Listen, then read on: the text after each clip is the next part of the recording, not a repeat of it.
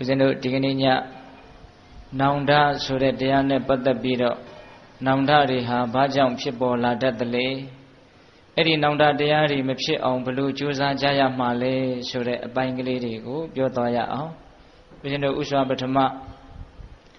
မြတ်စွာဘုရားဟောတော်မူခဲ့တဲ့ဓမ္မပဒပါဠိတော်မှာလာရှိတဲ့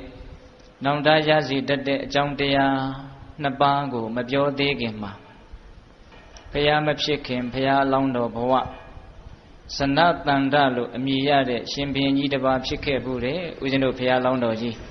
စနတန္တတဲ့အင်မတန်မင်းကျင့်တရားနဲ့ပြည့်စုံတယ်သဘောထားကြီးတယ်သီလသမာဓိပညာနဲ့ပြည့်စုံတယ်တိုင်းသူပြည်သားတွေကိုတရားဓမ္မနဲ့အုပ်ချုပ်တယ်အမြဲတမ်းဆုံးမတယ်ဇနတန္တမင်းကြီးဆိုတာရှိခဲ့ဘူးတဲ့အဲ့ဒီဇနတန္တမင်းကြီးပြောတဲ့နောင်တတရားကိုဦးဇင်းတို့ဥစွာပြောကြည့်ရနော်ဇနတန္တမင်းကြီးကတိုင်းသူပြည်သားလူအများကိုသင်တို့ဒီတရားတွေကိုလွန်ကျူးရင်ဒီတရားတွေကိုမပြုလုပ်ရင်နောင်ကာလမှာနောင်တတရားနဲ့ဆင်းရဲရတတ်တယ်ပူပန်ရတတ်တယ်ဆိုပြီးတော့နောင်တရကြောင်းတရား10ပါးအမြဲတမ်းဟောလေရှိတယ်တဲ့ဘုရားရှင်ကိုရောမြတ်ကြီးဖြစ်မှဟောတဲ့နောင်တကိုဦးဇင်းတို့နောက်မှပြောမယ်နော်ဘုရားမဖြစ်ခင်အလောင်းတော်ဘဝတုန်းကပြောခဲ့တဲ့နောင်တကလေးကိုအရင်စူးစမ်းလေ့လာကြည့်ရဟုတ်လားဦးဇင်းတို့လူရင်းလေးကိုပဲအကျဉ်းကလေးတွေကြီးပဲပြောသွားမယ်ဟုတ်လားဒီတဏှာကြီးပူဖို့အချိန်ကလေးမှာအဲ့ဒီဇနတန္တမင်းကြီးပြောတဲ့နောင်တရစီတတ်တဲ့အကြောင်းတရားတွေကိုမန္တလေးစတော်ဘုရားကြီးကမဂဒေဝလင်္ကာကျမ်းကြီးမှာရေးသားတော်မူခဲ့တယ်အဲ့ဒါလေးကိုအနှစ်ချုပ်မှတ်ကြရအောင်ဟုတ်လားငယ်ကလည်းရင်မသိပညာဥစ္စာမစုသူချစ်ကိုဖြက်သူတတ္တသသူမယား၌ပြမတုံပြီးပစ္စည်းရှိလျက်ဆိုးစီမလူမွေးမျိုးမိဘမပြုကြနဲ့ပညာရှိထံနိခံမမအမျက်မကျင်ဤဆယ်စင်ကကြီးရင်စေရာအိုသောခါဝဲပူစာနောင်တရှိတဲ့စွာဒီဇနတန္တမင်းကြီးပြောခဲ့တဲ့နောင်တတရား10ပါးကိုမန္တလေးစတော်ဘုရားကြီးကမှတ်သားဖို့လွယ်ကူစေခြင်းအကျိုးငါရွတ်ဖတ်ဖို့လွယ်ကူစေခြင်းအကျိုးငါလှလှပပလင်္ကာလေးစီထားတယ်နော်အဲ့ဒါလေးကိုဦးဇင်းတို့မာတိကာသဘောမျိုးလေးထားပြီးတော့ပြောကြည့်ရအောင်ငယ်ကလျင်မသိပညာဥစ္စာမစုငယ်တုန်းကအတတ်ပညာတွေမသင်ငယ်ဘူးဆိုလို့ရှိရင်ကြီးတော့ပင်ပန်းပန်းလောက်ကင်စားတော့ရတော့သို့မဟုတ်လူရေးလူရာမှာအရာမရောက်ဖဲနဲ့ပညာမဲ့တဲ့လူဒန်းစားတရက်အနေနဲ့မိမိတို့မှာငယ်တုန်းကငါပညာမသင်ခဲ့ရပါလားပညာမသင်ခဲ့ရလို့လူဒန်းစီမနေရပါလားပစ္စည်းဥစ္စာအတွက်စားဝတ်နေရေးအတွက်နဲ့ပင်ပန်းပန်းလောက်ကင်စားတော့နေရပါလားလို့နောင်တစ်ချိန်မှာနောင်တရတတ်တယ်တဲ့နော်ကလေးလေးတွေအရွယ်ကစပြီးတော့နားလေဖို့ကောင်းတဲ့တရားပေါ့ဟုတ်လားအောက်မှာကလေးလေးတွေတွေ့ရတယ်နော်အဲ့ဒီတော့ပထမနောင်တမရအောင်ငယ်ကလျင်မသိပညာနောင်တတရားရခြင်းရဲ့နံပါတ်1အကြောင်းကဘာလဲငယ်တုန်းကပညာမသင်ခဲ့လို့ရှိရင်ကြီးရင်နောင်တရတတ်တယ်ဟုတ်လားငယ်ကလျင်မသိပညာဥစ္စာမစုပစ္စည်းဥစ္စာရှာနိုင်တဲ့အရွယ်မှာပစ္စည်းဥစ္စာကိုမစုဆောင်းခဲ့ဘူးဆိုရင်လည်းပဲကြီးတော့နောင်တရတတ်တယ်ခန္ဓာကိုယ်ကြီးလာတော့စွမ်းအင်တွေကအကုန်လုံးဆုံးရှုံးကုန်ပြီဆုပ်ယုပ်ကုန်ပြီမရှာနိုင်တော့ဘူးမဖွေနိုင်တော့ဘူးအဲ့ဒီအချိန်မှာပစ္စည်းလက်မဲ့အဖြစ်ဖြင့်ငယ်တုန်းကငါပစ္စည်းတွေတော့ရအောင်ရှာနိုင်ခဲ့တာပဲဒါပေမဲ့အဲ့ဒါတွေငါကောင်းကောင်းမွန်မွန်မစုမဆောင်းခဲ့တော့အခုဒီမှာပူလောင်နေရပြီဆင်းရဲနေရပြီဆိုပြီးတော့နောင်တရတတ်တယ်ငယ်ကလျင်မသိပညာဥစ္စာမစုဥစ္စာမစုလို့ပြောတာနော်ဥစ္စာမရှာလို့မပြောဘူးဟုတ်လားဥစ္စာမစုရှာတာတဲ့စုတာကပို့ပြီးတော့အရေးကြီးတယ်ဘလောက်ပဲရအောင်ရှာမစုမဆောင်းလို့ရှိရင်ဒုက္ခရောက်မှာပဲဟုတ်လားသုံးမယ်ဆိုရင်ရှာခြင်းတလောက်ရှာကိုအောင်သုံးလို့ရတာပဲဗျဟုတ်လားအဲ့ဒီတော့ကြီးတော့ပစ္စည်းဥစ္စာနဲ့ပတ်သက်တဲ့အယူဆတစ်ခုကရှာနိုင်ဖို့တဲ့စုဆောင်းနိုင်ဖို့ကအရေးကြီးတယ်အဲ့လိုစကားလေးတွေကိုတိတိကျကျလေးနားလည်ရမယ်နော်ဒါကြောင့်ငယ်တုန်းကပညာမသင်ခဲ့ရင်နောင်တရငယ်တုန်းကဥစ္စာမစုခဲ့ရင် ကြီးတော့နောင်တရမယ်ငယ်ကလျင်မသိပညာဥစ္စာမသုသူချစ်ကိုဖြစ်သူတတ္တသာသူချစ်ကိုဖြစ်တဲ့နော်တပါးသောသူတို့ရဲ့ချစ်ချင်းတရားတွေကိုပြပြစေတဲ့စကားမျိုးနော်ကိုပြောလိုက်လို့စီလုံးမှုတွေပြပြသွားတယ်ချစ်တဲ့သူနှစ်ဦးရဲ့အချစ်တွေခန်းချောက်သွားတယ်အဲ့ဒါကြောင့်သူတို့စိတ်ဆင်းရဲသွားကြတယ်အဲ့ဒါမျိုးတွေကိုလုပ်ခဲ့ဘူးမယ်ဆိုရင်ကြီးလာတော့နောင်တရတတ်တယ်တဲ့ဟုတ်လားကိုယ်စကားကြောင့်လူသားအချင်းချင်းစီလုံးမှုမပြတ်ပြားစေသင့်ဘူးဟုတ်လားဘာကြောင့်လဲဆိုတော့စီလုံးမှုပြတ်ပြားပြီးတော့အမုန်းတရားတွေပွားသွားတယ်ဆိုရင်အကုသိုလ်အင်မတန်ကြီးတယ်ကိုကြောင့်သူတစ်ပါးအကုသိုလ်တွေအများကြီးကြီးသွားတာမို့လို့အဲ့ဒါနောင်တရစီတတ်တယ်ဟုတ်လားငယ်ကလျင်မသိပညာဥစ္စာမရှိသူချစ်ကိုဖြက်သူတတ္တသာစားရရဟင်းဒီဟင်းရွက်အသီးအနှံတွေအများကြီးရှိပါလှဲ့ခင်နဲ့တနည်းအားဖြင့်ပန့်တကူအသားတွေဘာတွေလဲဝယ်စားမယ်ဆိုစားလို့ရပါလှဲ့ခင်နဲ့သူများအသက်ကိုကိုယ်တိုင်တတ်ပြီးတော့စားတာတနည်းအားဖြင့်ကိုကြောင့်သူများအသက်သေရတာကိုစားဖို့အတွက်ကိုပယောကမကင်းမဲနဲ့ပေါ့လေဟုတ်လားအေးအဲ့ဒါလို့သူများအသက်ကိုတတ်စားရင်လည်းပဲကြီးတော့နောင်တရတတ်တယ်ဒီခန္ဓာကိုတည်တံ့ရေးအတွက်ငါလုပ်ခဲ့တာဘာမှလည်းအနှစ်ရှိတာလည်းမဟုတ်ဖဲနဲ့ဟုတ်လားအဲ့ဒါလို့ကြီးတော့အတိကလေးတွေကလည်းရှိလာမှာလေငယ်ငယ်ရွယ်ရွယ်အဲ့ဒါလို့တောင်းတောင်းကြမ်းကြမ်းအစားအသောက်အတွက်နဲ့ပါဏာတိပါဒမှုတွေအများကြီးပြုခဲ့ရင်နောင်တရတတ်တယ်ငယ်ကလျင်မသိပညာဥစ္စာမရှိသူချစ်ကိုဖြင့်သူတတ္တသသူမရနိုင်ပြမတုံပြီးဟောမိမတွေမတုကာမတွေအများကြီးရှိပါလက်ခင်နဲ့သူတစ်ပါးပိုင်နဲ့မလွတ်မလပ်အမျိုးသမီးနဲ့မှငါဒီလိုဖောက်ပြားမှုဖြစ်ရတယ်လို့ကြီးတော့နောင်တရတတ်တယ်အမျိုးသမီးဒီဘက်ကကြည့်မယ်ဆိုလို့ရှိရင်လည်းပဲငါမှကာမပိုင်လင်ယောက်ျားရှိပါလက်ခင်နဲ့ငါသစ္စာတွေပြက်ခဲ့တယ်လို့ကြီးတော့နောင်တရတတ်တယ်ဒါကိုချက်ပြီးတော့တွေးရမယ်နော်အဲ့ဒီကိစ္စကလည်းအင်မတန်ကြီးကျယ်တဲ့ကိစ္စကြီးတစ်ခုပဲဟုတ်လားအေးဒါကြောင့်လွန်ကျူးမိရင်နောင်တတွေနဲ့ပူပန်ရတတ်တယ်နော်သူချစ်ကိုဖြတ်သူတတ္တသသူမရနိုင်ပြမတုံပြီးပစ္စည်းရှိလျက်ဆိုးစီမလူဟောပစ္စည်းဥစ္စာပြည့်စုံမှလှဲ့ခင်နဲ့လှူမယ်ဆိုရင်လှူနိုင်မှလှဲ့ခင်နဲ့မလှူခဲ့ဘူးမပေးခဲ့ဘူးနှမျောခဲ့တယ်ဝန်တိုခဲ့တယ်ဒါကလည်းခက်တော့ခက်ကြီးပဲလှူနိုင်ဖို့အတွက်ပစ္စည်းဥစ္စာဘယ်လောက်ရှိရမယ်လို့သတ်မှတ်ချက်ကတော့မရှိဘူးနော်ဘယ်လောက်ရှိမှလှူရမယ်လို့သတ်မှတ်ချက်မရှိဘူးနည်းနည်းရှိလဲနည်းနည်းလေးတည်းကစားကိုလှူခြင်းရင်လှူလို့ရတာပဲကိုမလှူခြင်းရင်တော့အများကြီးရှိလဲလှူလို့မရဘူးအဲ့တော့လှူရေးတန်းရေးမှာပစ္စည်းဥစ္စာကအဓိကကြတာမှန်ပေမဲ့လို့တရားတရားကပစ္စည်းဥစ္စာတဲ့ပူပြီးတော့အဓိကကြတယ်သူမရှိရင်ဘာမှကိုမလှူနိုင်ဘူးပစ္စည်းမရှိပေမဲ့လို့တရားတရားရှိမယ်ဆိုရင်တော့ဟုတ်လားဆွန်ကလေးတစ်စုံရေကလေးတစ်မှုတ်ဒီလောက်ကလေးကတော့လူတိုင်းပေးနိုင်တယ်နော်အေးဒါကြောင့်ပစ္စည်းရှိရတဲ့မလှူခဲ့လို့ရှိရင်ကြီးလာတော့ဩငါမယ်ကုသိုလ်ကောင်းမှုတွေလှုပ်ခွင့်ကြုံရက်နဲ့ငါမလှုပ်ခဲ့ဘူးငါမိုက်ခဲ့တာလို့နောင်တရတတ်တယ်တဲ့ငယ်ကလျင်မသိပညာဥစ္စာမရှိသူချစ်ကိုဖြက်သူတတ္တသသူမရနိုင်ပြမတုံပြီးပစ္စည်းရှိလျက်ဆိုးစီမလူ6မျိုးရှိသွားပြီနော်မွေးမြူမိဘမပြူကြနဲ့ဟုတ်လားမိဘနှစ်ပါးအသက်ထင်ရှားရှိပါလဲကဲနဲ့ကိုယ့်ပေါ်မှာမေတ္တာအကြီးဆုံးဖြစ်ခဲ့တဲ့ပုဂ္ဂိုလ်တွေကိုယ့်ပေါ်မှာကျေးဇူးအကြီးဆုံးဖြစ်ခဲ့တဲ့ပုဂ္ဂိုလ်တွေကိုကျေးဇူးတရားတုံ့ပြန်ရကောင်းမှမသိဘူးမေတ္တာတရားနဲ့တုံ့ပြန်ပြီးတော့ချစ်ရကောင်းမှမသိဘူးမိဘကိုမွေးခဲ့ရကျွေးခဲ့ရကောင်းမှပြုစုရကောင်းမှယူရကောင်းမှမသိခဲ့ဘူးဆိုရင်အဲ့ဒါမိဘတွေလည်းဆုံးမသွားပြီကိုကမိဘနေရာရောက်လာပြီအသက်တွေတဖြည်းဖြည်းကြီးလာပြီဘဝနောက်ကြောင်းလေးပြန်ပြီးတော့ကြည့်လိုက်တော့ဩငါမိုက်ခဲ့တာအမေဖေကိုလွမ်းဆွတ်တန်းတပြီးတော့ငါဘာမှဝတ္တရားမကြည်ခဲ့ဘူးဆိုပြီးတော့နောင်တတွေရလိမ့်မယ်တဲ့ဘယ်နှပါးရှိသွားပြီ9ပါးရှိသွားပြီအေးပြီးတော့ကိုယ့်ရဲ့အုပ်ဆိုးတဲ့ဖခင်ကိုကလန်ကရှံပြန်ပြီးတော့လှုပ်ခဲ့ရင်လည်းပဲဩငါဖခင်ကငါ့ကိုလိမ္မာစေခြင်းလို့ဆုံးမတာငါကနားမထောင်ခဲ့ဘူးမထေမဲ့မြင်ပြုတ်ခဲ့တယ်ဆိုပြီးတော့လည်းပဲနောင်တရတတ်တယ်ဘယ်နှမျိုးရှိပြီတော့8ချက်ရှိသွားပြီနော်မွေးမြူမိဘမပြူကြနဲ့ပညာရှိထံနိခံမမှတ်အမျက်မကျင့်ဤဆယ်စင်ငါကုကုမြောက်ကပညာရှိသူတော်ကောင်းတွေလောကရဲ့အကြောင်းဘဝရဲ့အကြောင်းနားလည်ကြတဲ့ပုဂ္ဂိုလ်တွေ ဆင်းရဲကြောင်းချမ်းသာကြောင်းကိုနားလည်ကြတဲ့သိကြတဲ့ပုဂ္ဂိုလ်တွေလောကကြီးမှာအများကြီးပဲရှိတယ်အဲ့ဒါတွေကိုဆင်းရဲကြောင်းကဘာလဲလို့မေးရကောင်းမှမြင်ရကောင်းမှမသိဘူးချမ်းသာကြောင်းကဘာလဲလို့မေးရမြင်ရကောင်းမှမသိဘူးတန်တရားဆိုတာဘယ်လိုနိဗ္ဗာန်ဆိုတာဘယ်လိုထင်ရှားရှိနေတဲ့ဒီငြိမ်းချမ်းကြောင်းတရားတွေနဲ့သိနိုင်ခွင့်မြင်နိုင်ခွင့်ရှိနေတဲ့အခါမှာသိတဲ့မြင်တဲ့ပုဂ္ဂိုလ်တွေရှိလဲရှိနေပါလှဲ့ခင်နဲ့ကိုမမေးခဲ့ဘူးနီးမခံခဲ့ဘူးမစူးစောင်းခဲ့ဘူးအဲ့ဒီပုဂ္ဂိုလ်ရဲ့ထံမှာချင်းကပ်ပြီးတော့တပြိမခံခဲ့ဘူးမနတွေနဲ့တင်းပြီးတော့ဟုတ်လား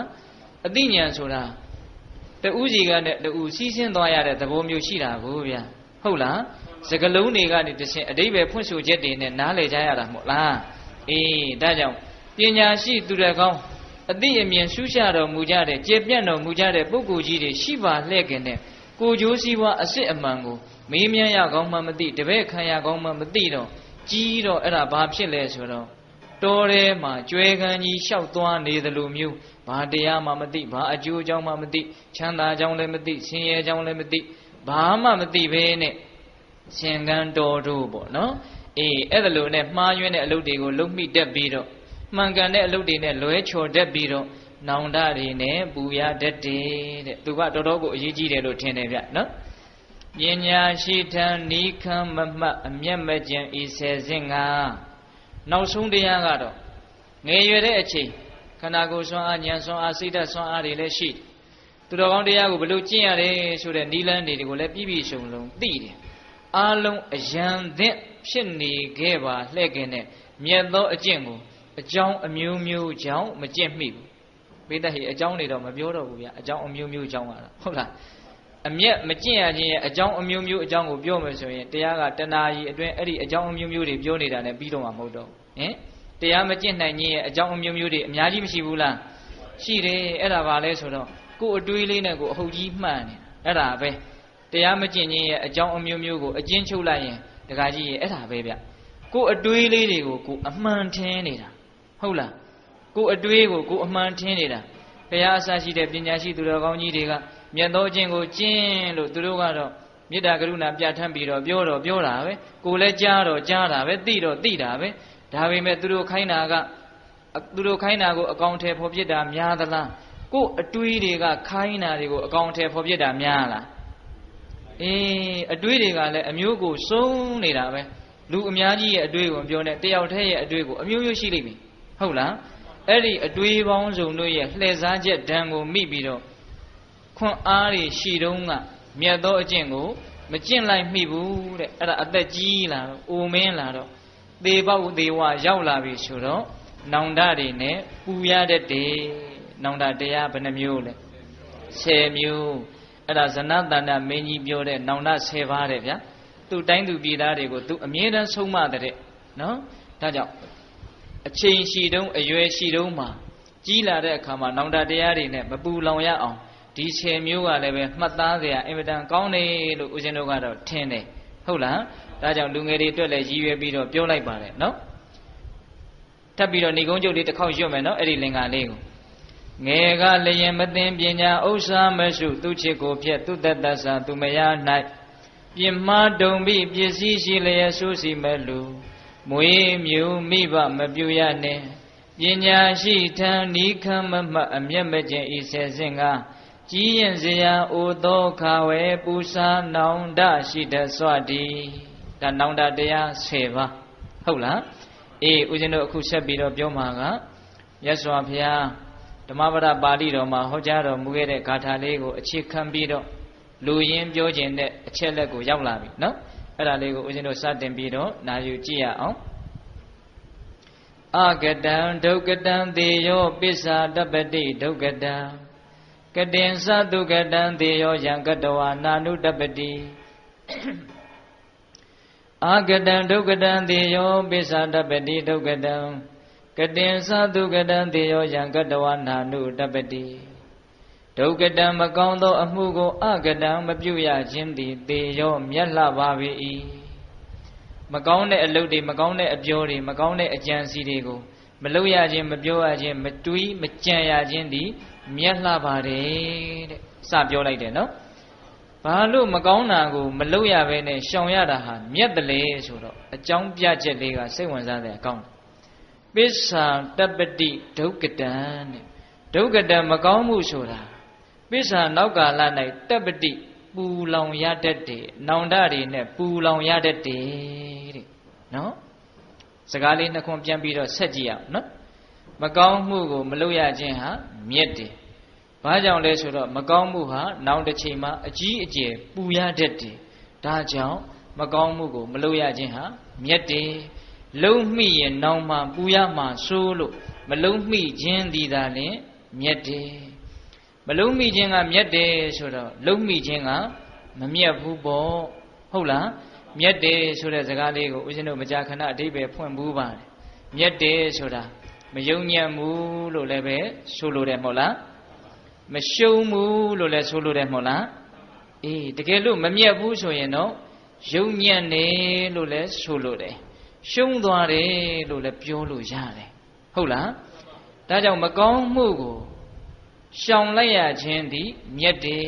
ဘာကြောင့်လဲမကောင်းမှုသည်ပူရတတ်တယ်ဒါကြောင့်နံပါတ်1နောင်တရခြင်းရဲ့အကြောင်းတရားဟာဘာလဲဆိုလို့ရှိရင်မကောင်းမှုကိုပြုမိခြင်းသည်နောင်တရခြင်းရဲ့အကြောင်းအဲ့ဒီနောင်တကိုဦးဇင်းတို့ကမှတ်လွယ်အောင်နာမည်လေးပေးလိုက်ခြင်းမိုက်နောင်တလို့နာမည်ပေးလိုက်ခြင်းဘာနောင်တတဲ့တော့မိုက်နောင်တကိုမိုက်လို့ဖြစ်ရတဲ့နောင်တဟုတ်လားမဟုတ်တာတွေလုံးမိလို့မမှန်တာတွေပြောမိလို့နော်လူလောကကြီးကိုထိခိုက်စေတဲ့အတွေးတွေကိုတွေးမိလို့ဖြစ်ရတဲ့ဗာလဲနောင်တမိုက်နောင်တဟုတ်လားအေးနောက်ထပ်နောင်တတစ်မျိုးရှိသေးတယ်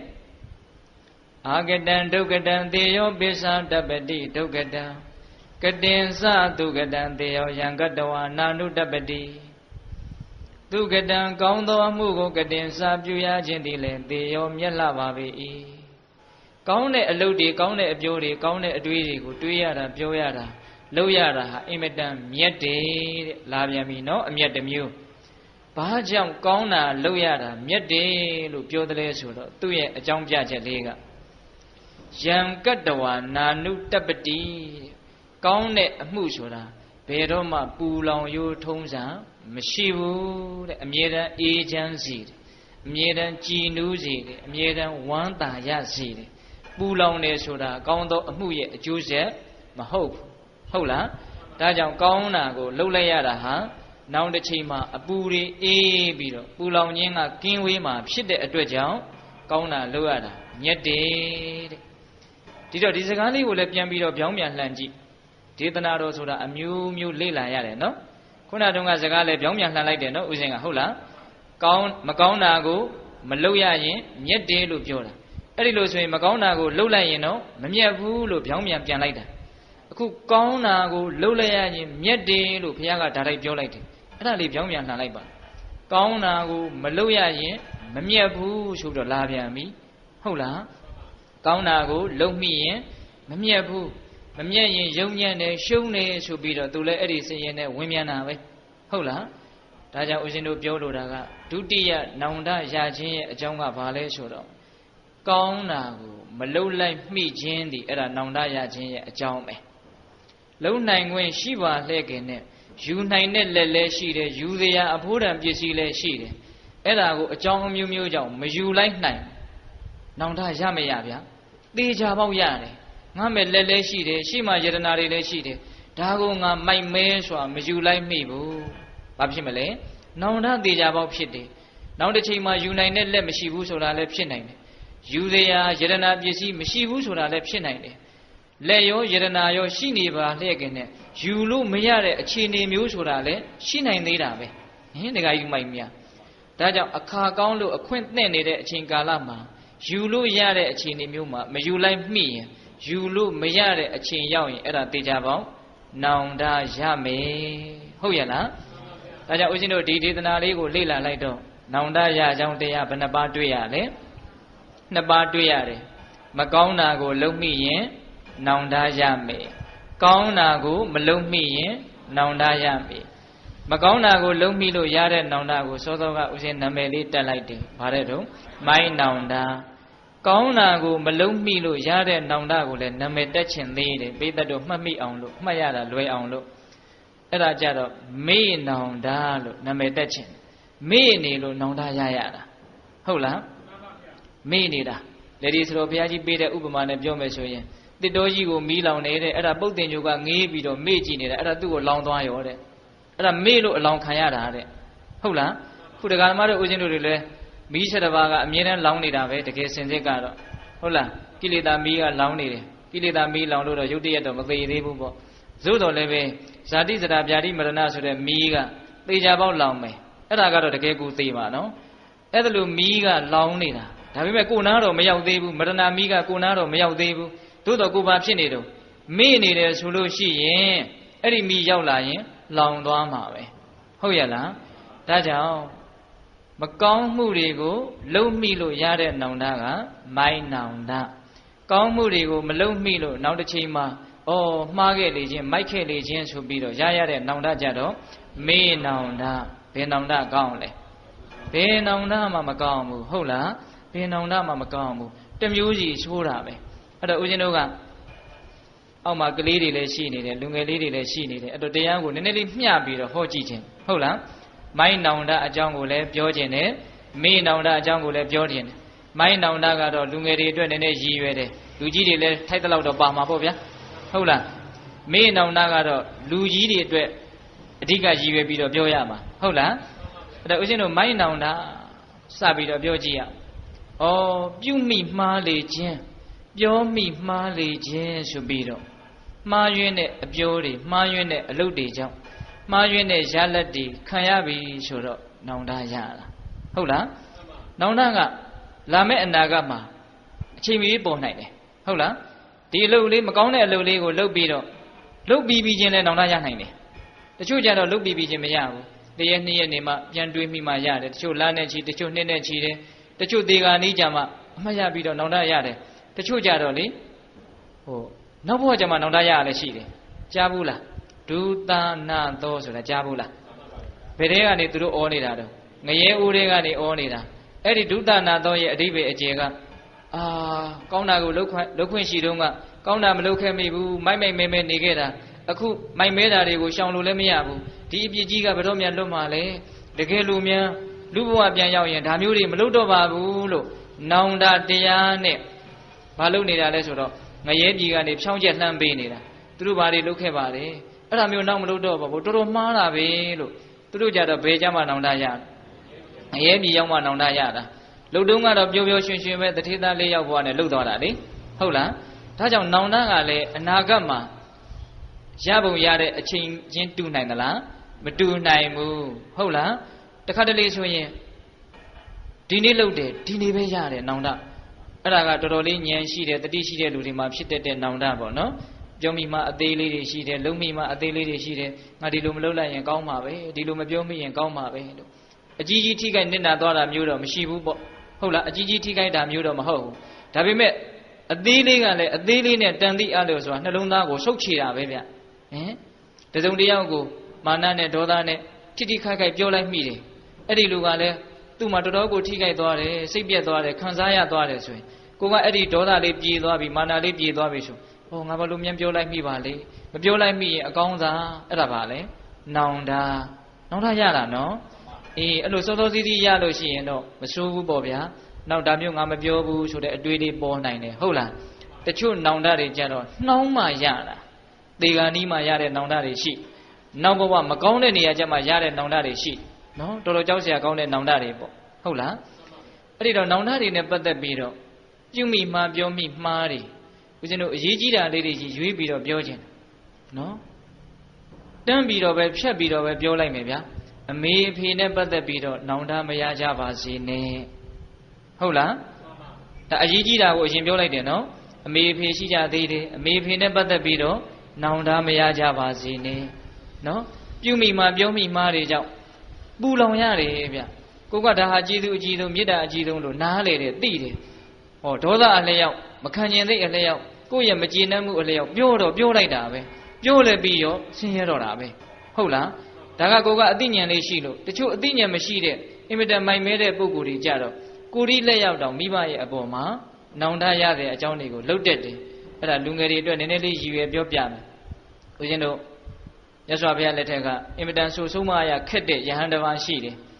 ဒုဗ္ဗဇလို့ခေါ်တာပေါ့လေပြောရခက်တဲ့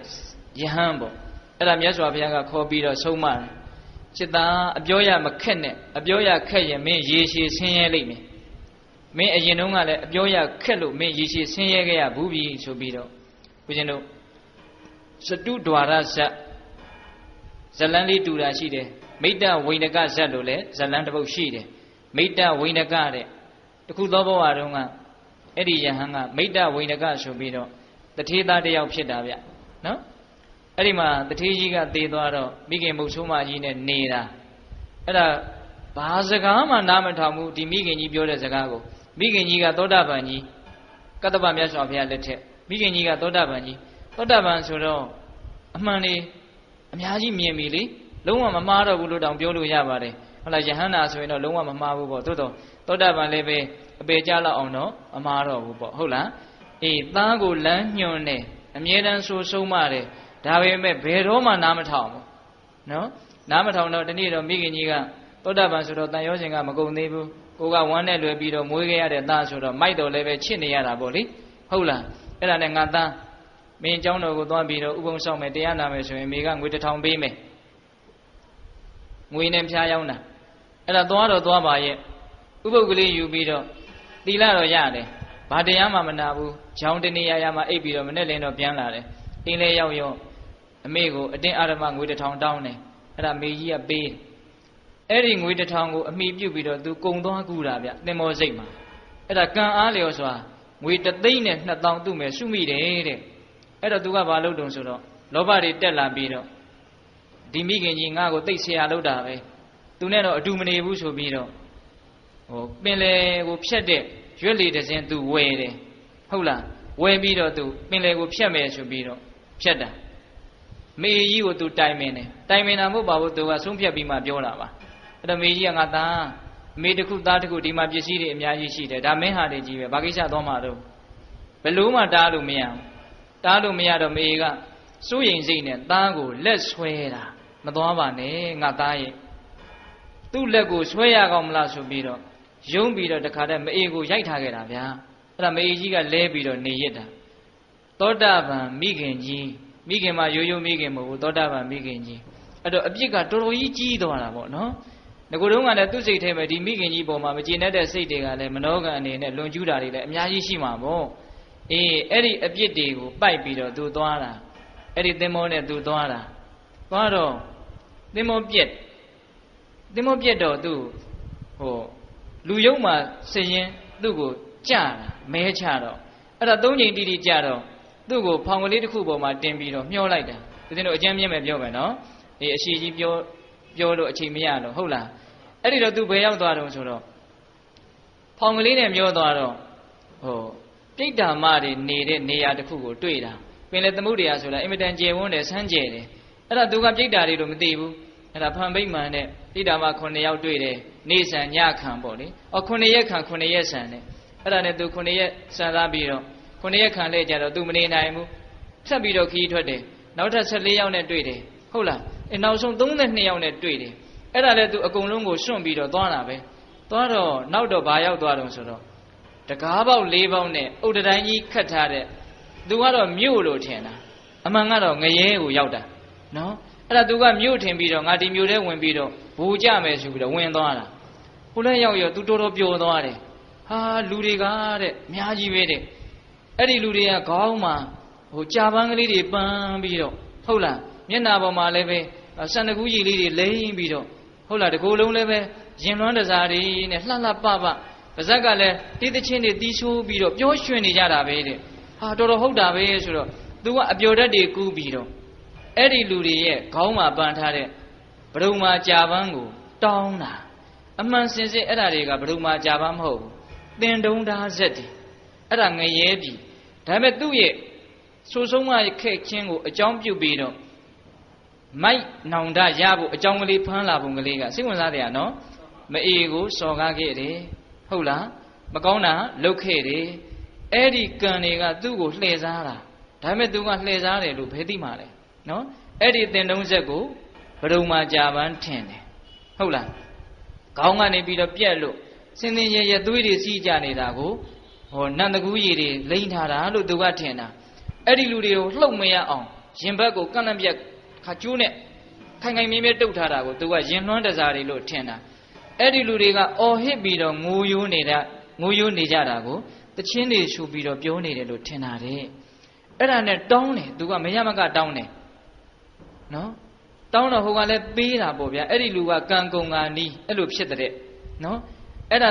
သူ့ကိုရော့လို့လည်းပေးလိုက်ရောသူကောင်းဘုံကိုတန်းရောက်လာတယ်အဲ့ဒီပုံစံကြီးသူတန်းဖြစ်သွားတယ်အဲ့ဒီကြတော့မှတင်တုံးဆက်ကြီးမှသူသိတယ်ငိုတော့တာပဲအဲ့ဒီကြမှာနော်ဒါကြောင့်ဦးဇင်းတို့ဗမာစကားပုံလေးရှိတယ်လေငရဲပန်းကို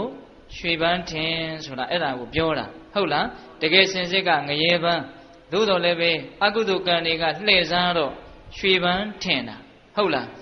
အဲ့ဒီမှာ तू ရုံးထွက်မယ်ဆိုတော့ထွက်လို့ရသေးလားမရတော့ဘူးရင်လွှမ်းတစားကလည်းဖြစ်ရှိသွားပြီအဲ့ဒီမှာသွေးတွေစီးကြပြီးတော့ तू အမြဲတမ်းငိုတယ်တဲ့အဲ့ဒါကိုမြတ်စွာဘုရားကတရှင်းပြန်ပြောတာကအဲ့ဒီဘဝတုန်းကမြတ်စွာဘုရားကရုပ်ကစိုးနဲ့မင်းတစ်ပါးဖြစ်တယ်အဲ့ဒါ तू ကတကူးကြီးတဲ့နတ်ဖြစ်တော့လှဲ့လေရင်းနဲ့အဲ့ဒီဥတ္တရငရဲကိုရောက်တော့အဲ့ဒီမိတ္တဝိနကနဲ့တွေ့တဲ့အခါကျတော့နတ်မင်းနဲ့ကျုပ်မယ်ဘယ်လိုဟာတွေလုပ်ခဲ့လို့ဒါကြီးရနေတာလဲလို့ तू မေးတော့မင်းမအေကိုစော်ကားခဲ့လို့အဲ့ဒါကြီးရတာအဲ့လိုပြောတာဘယ်တော့လွတ်မှာလဲဆိုတော့ဒါကတော့မင်းကံရှိသလောက်ခံရလိမ့်မယ်အဲ့ဒီတုန်းကအဲ့ဒါမြတ်စွာဘုရားရဲ့အတွေ့အကြုံပေါ့နော်အဲ့ဒါကိုဘုရားဖြစ်တော့ပြန်ပြီးတော့ပြောပြတာจิตယဟန်မင်းဆိုဆုံးမှခက်တဲ့အဖြစ်မျိုးမှာရေရှည်ရက်တည်မနေနဲ့မင်းဒုက္ခရောက်လိမ့်မယ်အရင်တုန်းကမင်းပြောစကားနားမထောင်ခဲ့လို့မင်းဒုက္ခရောက်ခဲ့ပြီမင်းအဲ့ဒီတုန်းကမိုက်နောင်တတွေနဲ့အချိန်ကြာမြင့်စွာငိုကြွေးခဲ့ရဘူးတယ်ဆိုပြီးတော့အဲ့ဒီမှာမြတ်စွာဘုရားအဲ့ဒီဇတ်တော်လေးကိုဟောတယ်ဒါကဥစဉ်တို့နောင်တတရားတွေထဲမှာကြီးမားတဲ့နောင်တရစေတတ်တဲ့အကြောင်းပေါ့ဟုတ်လားအေးဒါကြောင့်အရေးကြီးတာလေးတွေကိုလူငယ်လေးတွေအတွက်ဥစဉ်တို့ရည်ရွယ်ပြီးတော့ပြောပါတယ်နော်မိဘနဲ့ပတ်သက်ပြီးတော့မတိမ်ပါစေနဲ့မစောင်းပါစေနဲ့ဘာဖြစ်လို့လဲ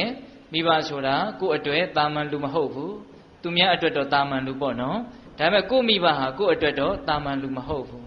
သူများနဲ့တန်းတူထားပြီးတော့ဆက်ဆံလို့မရဘူးဘာဖြစ်လို့လဲကိုယ့်ပေါ်မှာမေတ္တာကြီးလွန်းလို့ဟုတ်လားကိုယ့်ပေါ်မှာကျေးဇူးကြီးလွန်းလို့ဟုတ်လားအေးအဲ့ဒါကမိဘနဲ့ပတ်သက်ပြီးတော့ကိုယ့်ပတ်ဝန်းကျင်မှာရှိတဲ့လူတွေကိုယ့်ရဲ့ဆွေမျိုးတွေသားချင်းတွေလုပ်ဖို့ကံပက်တွေညီကိုမောင်နှမတွေရှိတယ်နော်အဲ့ဒါလည်းတော်တော်အရေးကြီးတာပဲအဲ့ဒီပုဂ္ဂိုလ်တွေနဲ့ပတ်သက်ပြီးတော့ပဲဒကာကြီးဒကာမကြီးများမှာနောင်တရရတာများပါတယ်ဗျဟုတ်တယ်မဟုတ်လားကိုယ်အနားမှာမရှိတဲ့လူတွေနဲ့ပတ်သက်ပြီးတော့နောင်တရတဲ့အကြောင်းသိမရှိပါဘူးအဲ့ဒီလူတွေနဲ့ပတ်သက်ပြီးတော့ဘာမှလည်းပြောမှားတာလည်းမရှိဘူးပြုမှားတာလည်းမရှိဘူးဟုတ်လားခေါင်းထဲမှာတောင်းမရှိဘူးတကယ်တမ်းနောင်တရပြီးမှားလိုက်တာဆိုရင်ကိုနားကလူတွေရဲ့အပေါ်မှာကိုလှုပ်တာကိုင်းတာပြောတာဆိုတာမှားလို့နောင်တရတာမဟုတ်လားဟင်ဒကာကြီးဒကာမကြီးများဟုတ်တယ်နော်အေးအဲ့ဒါနဲ့ပတ်သက်ပြီးတော့ဒါလေးကိုလည်းတတိထားစေရဒါကိုလည်းကလေးတွေကိုအတွက်ရည်ရွယ်ပြီးတော့ဦးဇင်းတို့ရာဇဝင်လေးတစ်ခုပြောပြခြင်းတယ်ဦးဇင်းတို့ပကံရာဇဝင်မှာနရပတိစီသူမင်းဆိုတာရှိတယ်နော်အေးသူ့ရဲ့မိဖုရားကဝေလူဝတိဝါတော်တွေကရတယ်လို့ရာဇဝင်ကဆိုတယ်အဲ့ဒီဝေလူဝတိကိုလာပြီးတော့ဆက်တာတော့သူ့အကူကြီးကရှင်မင်းလုပ်နေတာနရသိင်္ခမင်းရဲ့နရသိင်္ခဆိုတာအဲ့ဒါဘိုက်ကယ်တယ်နေရွက်ကြီးတယ်ဆိုပြီးတော့ညင်းလိုက်တော့မေတော်ကြီးကအဲ့လိုဆိုရင်ငါသားအငယ်အတွက်ပေးဆိုပြီးတော့နရပတိစီသူကအဲ့တော့မင်းမဖြစ်သေးဘူးအဲ့ဒီလိုပြင်းစင်ပြီးတော့ပေးလိုက်တယ်အဲ့ဒီမှာနောက်တော့ပြန်တွေ့တော့မင်းရင်နရသိင်္ခဟာဒီလောက်လှမှန်းသိရင်ငါယူပါရဲ့ဆိုပြီးတော့ခေမကိုပြန်ရချင်တာရချင်တော့ဘာလို့တုံဆိုတော့နရပတိစီသူကိုဟိုးငဆောင်းချမ်းအရက်မှာ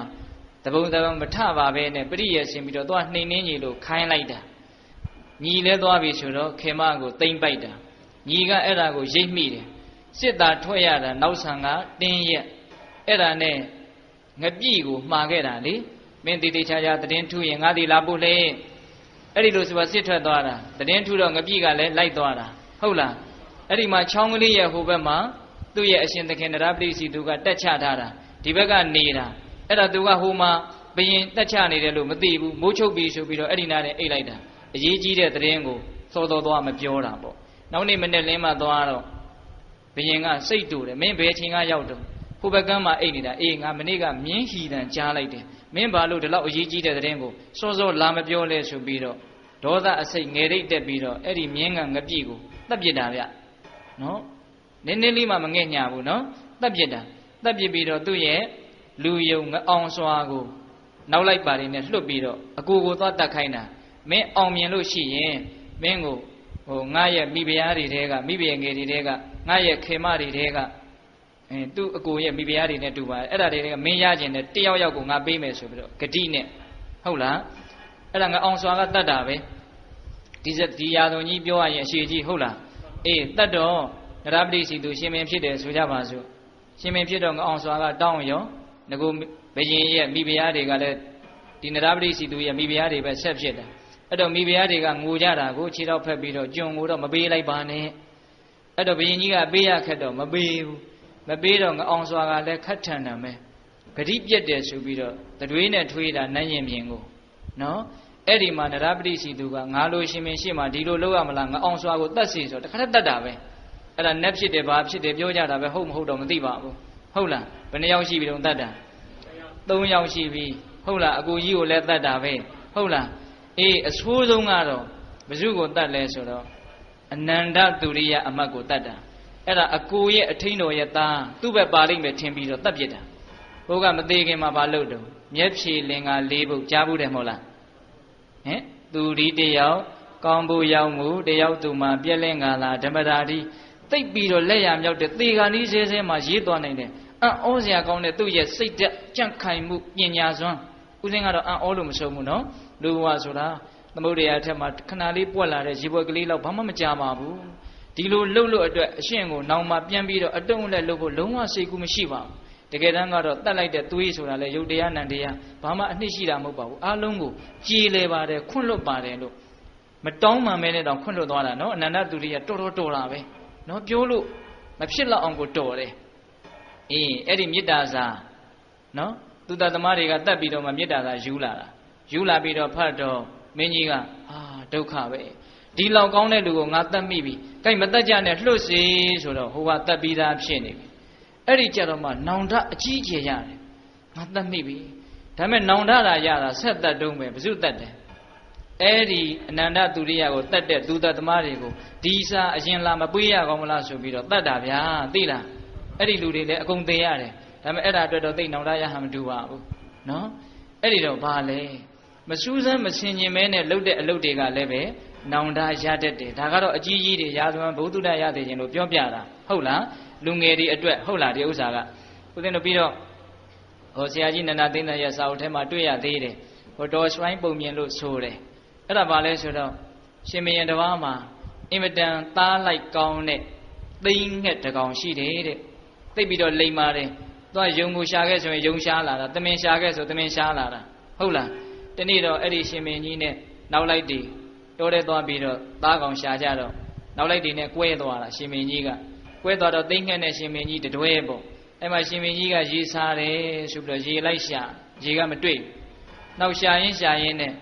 အဲ့ဒီစမ်းချောင်းလေးရဲ့ဘေးမှာတစ်စက်ချင်းကျနေတဲ့ရေစက်ကိုသူတွေ့တယ်တွေ့တော့ရေကတစ်စက်ချင်းကျနေတာဆိုတော့အနားမှာရှိတဲ့ခွက်ကလေးပါလေးရှာပြီးတော့ရေကိုခံတာတစ်စက်ချင်းဆိုတော့တော်တော်နဲ့မပြည့်ဘူးပြည့်ကလည်းနီးပြီးတောက်မလို့လဲလှုပ်လိုက်ရောအဲ့ဒီသိငယ်ကအဲ့ဒီခွက်ကိုအတောင်မှနဲ့ရိုက်ချပစ်လိုက်တယ်ကိုမှောက်သွားတယ်တောက်မရတော့သိချစ်တဲ့သိငယ်သိကြည်သူကြီးတဲ့သိငယ်ဆိုတော့လူဒေါသတော့ဖြစ်တယ်ထပ်ပြီးတော့ခံတယ်နောက်တစ်ခွက်ပြည့်ကနီးတောက်မလို့လှုပ်လိုက်ရောရိုက်ချလိုက်ပြန်ရောအစိတ်တို့လာတယ်ဒါပေမဲ့ तू ဘာမှမလုပ်သေးဘူးနောက်တစ်ခါပြည်ကနေတောက်မလို့တော့မအောင်နိုင်တော့ဘူးအနာနာရှိတဲ့ကြောက်တုံးနဲ့အဲ့ဒီသိငယ်ကိုတခါတည်းထုသက်ပြလိုက်တယ်သေရောအဲ့ဒီတော့မှမင်းကြီးတွေကအပြေးလွှားရောက်လာတာဘာဖြစ်လို့ရောက်လာတယ်လဲဆိုတော့အဲ့ဒီရေတွေကိုမတောက်လိုက်ပါနဲ့ဟိုးစမ်းချောင်းအဖျားကနေပြီးတော့မွေစိတ်တွေသေသေးတဲ့မွေစိတ်တွေပါလာတာအဲ့ဒီကြတော့မှမင်းကြီးကဘာဖြစ်တယ်နောင်တအကြီးအကျယ်ရတယ်လုံးမိမှားတာနော်တကယ်ဆိုကျိုးနဲ့ခြိထားလိုက်ရဘူးလားရတာပေါ့နော်အေးအဲ့ဒါလိုမျိုးပေါ့အဲ့တော့ဘဝမှာတချို့နောင်တတွေကပြင်လို့မရတဲ့နောင်တတွေဒါလူငယ်တွေအတွက်ရည်ပဲပြောတာနော်အေးပြုမိမှန်ပြောမိမှားတွေကြောင့်နောင်တတွေအများကြီးရတတ်တယ်အေးဆက်ပြီးတော့ပြောချင်တာကပုထုဇဉ်ဆိုတာကအလိုလိုနေရင်းနဲ့မှညံကတုံးရတဲ့အထင်းဒကာကြီးတယောက်ပြောတဲ့လေသံနဲ့ပြောရမယ်ဆိုရင်တော့ ပင်ကိုကအယူပါဆိုနေအမူးကထက်လာသေးတယ်တဲ့သူပြောတာလေအဲ့တော့ဦးဇင်းဘာပြောချင်တာလဲလို့ပိဋကကြီးကရိပ်မိလောက်ပါပြီနော်ဒီကနေ့သိပ်ပြီးတော့ခေတ်စားတဲ့အင်မတန်တွင်ကျယ်တဲ့အရက်သေးစားနော်လူငယ်တွေကိုအများကြီးမှားစေတတ်တယ်ဟုတ်လားအများကြီးနောင်တကိုရစေတတ်တဲ့အမှားတွေကိုလှုပ်မိတတ်တယ်နော်ဒါကြောင့်အရက်သေးစားတောက်စားခြင်းသည်နောင်တရတတ်တဲ့အလုပ်တွေကိုအများကြီးလုပ်မိတတ်တယ်အဲ့ဒါနောင်တရခြင်းရဲ့အခြေခံအကြောင်းလို့တောင်ဦးဇင်းပြောလိုက်ခြင်းသေးတယ်ဟုတ်လားဒါကြောင့်ဦးဇင်းတို့ကျမ်းဂန်တွေထဲမှာဒီအရက်နဲ့ပတ်သက်ပြီးတော့အားလုံးသောအကုသိုလ်တရားတွေရဲ့အခြေခံတောင်ဖြစ်တတ်တယ်တဲ့ဒါလောကီလိုလေးပြောကြည့်တာဟုတ်လားသေရီတောက်လင့်တင့်မတင့်ကိုရေးခွင့်မသိပြင်းရိမေယူဟီရိုတက်ကင်ခမင်းများထိုအကုသိုလ်ကိုမညိုလဲစွာပြုကျင့်ရသည်ရှောင်ကအပြန်အကျိုးတည်းတဲ့ကြားဘူးတယ်နော်သေရီသေရက်တောက်လို့ရှိရင်အကုသိုလ်ပေါင်းများစွာကိုလွယ်လွယ်ကူကူလုံမိသွားတတ်တယ်ဟုတ်လားဘုရင်တို့ကြားဘူးသေးတယ်ဘုပခုတ်ကူနယ်မှာနော်အရက်မူးပြီးတော့ရွာတဲ့ဆဲတော့သားကဆဲတာဓာတ်ကင်ပြီးတော့ဆဲတာဆဲတော့ဖေးဖြစ်တဲ့လူကမမှားတော့မမှားရအောင်ဆိုပြီးတော့သားကိုရာသွမှုတွေကျွလွန်မိမှဆိုးလို့နောက်ကနေလိုက်ပြီးတော့ဆွဲတာရှေ့ကသားကအရက်ကမူးနေတာလက်ထဲမှာဓာတ်နဲ့လာဆွဲရပါမလားဆိုပြီးတော့နောက်လှည့်ပြီးတော့ရမ်းပလိုက်တာအဲ့ဒါအဖေကြီးပွဲရင်ပြီးသေရှာတယ်အဲ့ဒီတကားရဲ့နာမည်ကအေးတောင်းတဲ့တကယ်ဖြစ်ခဲ့တာနော်အဲ့ဒါထောင်ကြတယ်ပြင်စာနန္ဒီယကံထိုက်တယ်အံ့ဩစရာကောင်းတယ်နော်အဲ့ဒါအရက်ကြောင့်သူ့အဖေကိုသူချစ်မှာပါပဲအဖေမှမသိဘာမှမသိညာမှမသိမူးနေတော့လုံးမိလို့ရလှုပ်လိုက်တာအဲ့ဒီအမှားပြင်လို့ရသေးလားမရဘူးအဲ့ဒါသေရင်သေချာပေါ့ငရဲကြမယ်ပြင်စန္ဒရိယကံအဲ့ဒီအေးတောင်ကတော့ကံဆိုးတယ်မသေးရင်အစားငရဲကြတယ်အဲ့ဒါသူထောင်ထဲရောက်တော့လေဟိုထောင်သားတွေတောက်ဖို့အတွက်ရင်နွေးဦးကြီးတွေမူပြဲတဲ့ကြီးတွေနဲ့ကြိုးတာရှိတယ်အဲ့ဒါသူကခုံမနဲ့တွေစီးပြီးတော့အဲ့ဒီရင်နွေးတွေကိုခတ်ပြီးတော့အလှဲ့ကြတိုက်ရတာလို့ဆိုတယ်အဲ့ဒီပွက်ဆူတဲ့ရေနွေးအိုးတဲကိုခြေချော်ပြီးတော့လိမ့်ကြတာဗျာအဲ့ဒီလူကနောက်တော့အဲ့ဒါဆေးရုံပေါ်ရောက်တော့ပူလောင်ပူကြီးတွေအများကြီးတွေဖြစ်အော်ဟစ်ပြီးတော့အဲ့ဒါသေသွားရောနော်အဲ့ဒါလိုမျိုးပြစ္ဆုတ်ပံမှာကြီးကျယ်တဲ့နောင်တတန်တရားမှာကြီးကျယ်တဲ့နောင်တတွေကိုရစေတတ်တာကအရက်သေးစားသည်လည်းပဲအဓိကကြတဲ့နေရာကပါတယ်ပြောဖို့ရအချိန်ကနေလိုက်တာဗျာဟင်းတခါကြီးမိုင်းမြဒီအရက်သေးစားနဲ့ပတ်သက်ပြီးတော့ပြင်မရတဲ့အမှားတွေမှားပြီးတော့နောင်တတွေနဲ့ပူဆွေးနေရတဲ့လူတွေအများကြီးရှိလိမ့်မယ်လို့ထင်တယ်ဟင်ဦးဇင်းကစိတ်တော်ကူးထားပါတယ်တစ်ချိန်ချိန်ကြရင်တော့ဒီသူရမေရယကံနဲ့ပတ်သက်ပြီးတော့တရားအကျေလေးတစ်ပုဒ်တော့ဟောဦးမယ်လို့ဟုတ်လားတခါကြီးမိုင်းမြအေးဒီကနေ့တော့အမြတ်ကလေးလောက်ပြောတာနော်ဟိုတခါကြီးတယောက်ပြောတဲ့စကားလေးမှတ်စရာကောင်းပါတယ်ဟုတ်လားပင်ကိုကမှအယူပါဆိုအမူးကထက်လာတယ်ဆိုမှတော့ကောင်းသေးလားမကောင်းနိုင်တော့ဘူးဟုတ်လားဒါကြောင့်နောင်တရเสียအကြောင်းတရားတွေအများကြီးရှိတဲ့အထဲကအဲ့ဒါတွေလည်းပဲတကြောင်အပါဝင်ပါလို့လူငယ်တွေကိုနားလေစေခြင်းတယ်ဟုတ်လားအေးဒါကြောင့်ဦးဇင်းတို့မိုက်နောင်တဆိုတာနဲ့ပတ်သက်ပြီးတော့ဟိုချက်ထွင်ပြီးတော့ပဲနားလေကြပါတော့လို့ဦးဇင်းကပြောပြီးတော့ဟိုမေ့နောင်တအကြောင်းကိုဆက်ပြီးတော့ပြောကျင်တော့တာတရားကိုနည်းနည်းမျှမျှတတလေးဖြစ်စေချင်တာကိုဟုတ်လားဦးဇင်းအခုဟောတာ45မိနစ်ရှိသွားပြီဟုတ်လားဒါကြောင့်မိုက်နောင်တဆိုတာဘာလဲပြုမိမှပြောမိမှနော်အကုသိုလ်တရားတွေကြောင့်မို့လို့ဖြစ်ပေါ်ရတဲ့ပြစ္ဆုတ်ပံတန်တရားပူလောင်မှုတွေဟာမိုက်နောင်တပါဟုတ်လားဒါကြောင့်အဲ့ဒါလိုမိုက်နောင်တတွေကင်းအောင်မလုပ်ကြရမယ်လေရှောင်ကြရမယ်အဲ့ဒါလိုရှောင်တဲ့နေရာမှာလည်းပဲဟိုပြောဖို့စိတ်ကူးထားတာလေးနည်းနည်းတော့ပြောဦးမယ်ဗျာနော်ဘယ်လိုရှောင်ရမလဲဆိုရင်ဟိုကိုချင်းစာတရားကလေးနဲ့ရှောင်တဲ့တယ်လို့ထင်တယ်နော်ဘာတရားလေးနဲ့ရှောင်မယ်ကိုချင်းစာတရားလေးနဲ့ရှောင်တဲ့တယ်လို့ထင်တယ်နော်ကြမ်းကြမ်းထန်းထန်းနေမပြောမိအောင်မလုံမိအောင်ကိုချင်းစာတရားလေးကိုအခြေခံမယ်ဆိုရင်တော်ရင်တယုံဟာမလုံမိပါဘူးဟုတ်လားဦးဇင်းတို့မြတ်စွာဘုရားဟောထားတယ်နော်ရှိတယ်ဗျသဗ္ဗေတတန္တိဒန္တတသဗ္ဗေဘာယန္တိမစ္စုနောအတ္တနာဥပမံကတ္တဝနဟနေယနဂါတယေတဲ့အဓိပ္ပာယ်ကဘာပြောတာလဲဆိုတော့သဗ္ဗေအလုံးစုံသောတတ္တဝါတို့သည်ဒန္တတအပြစ်ဒဏ်ပေးခြင်းကိုတတန္တိထိတ်လန့်ကြောက်ရွံ့ကြကုန်၏သဗ္ဗေဘာယန္တိမစ္စုနောသဗ္ဗေအလုံးစုံသောတတ္တဝါတို့သည်မစ္စုနောသေခြင်းမှာဘာယန္တိကြောက်ရွံ့ကြကုန်၏တတ္တဝါတိုင်းသူရောကိုရောအကုန်လုံးအပြစ်ဒဏ်ပေးတာတွေတတ်မှာတွေကိုအကုန်လုံးကြောက်တာပါပဲတဲ့ ဟုတ်လားအဲ့ဒါလေးကိုပထမစဉ်းစားနော်အဲ့ဒါလို့စဉ်းစားပြီးတော့အတ္တနံဥပမံကတ္တဝါအတ္တနံမိမိကိုယ်ကိုဥပမံဥပမာကိုကတ္တဝါပြု၍ဝါကိုချင်းစာ၍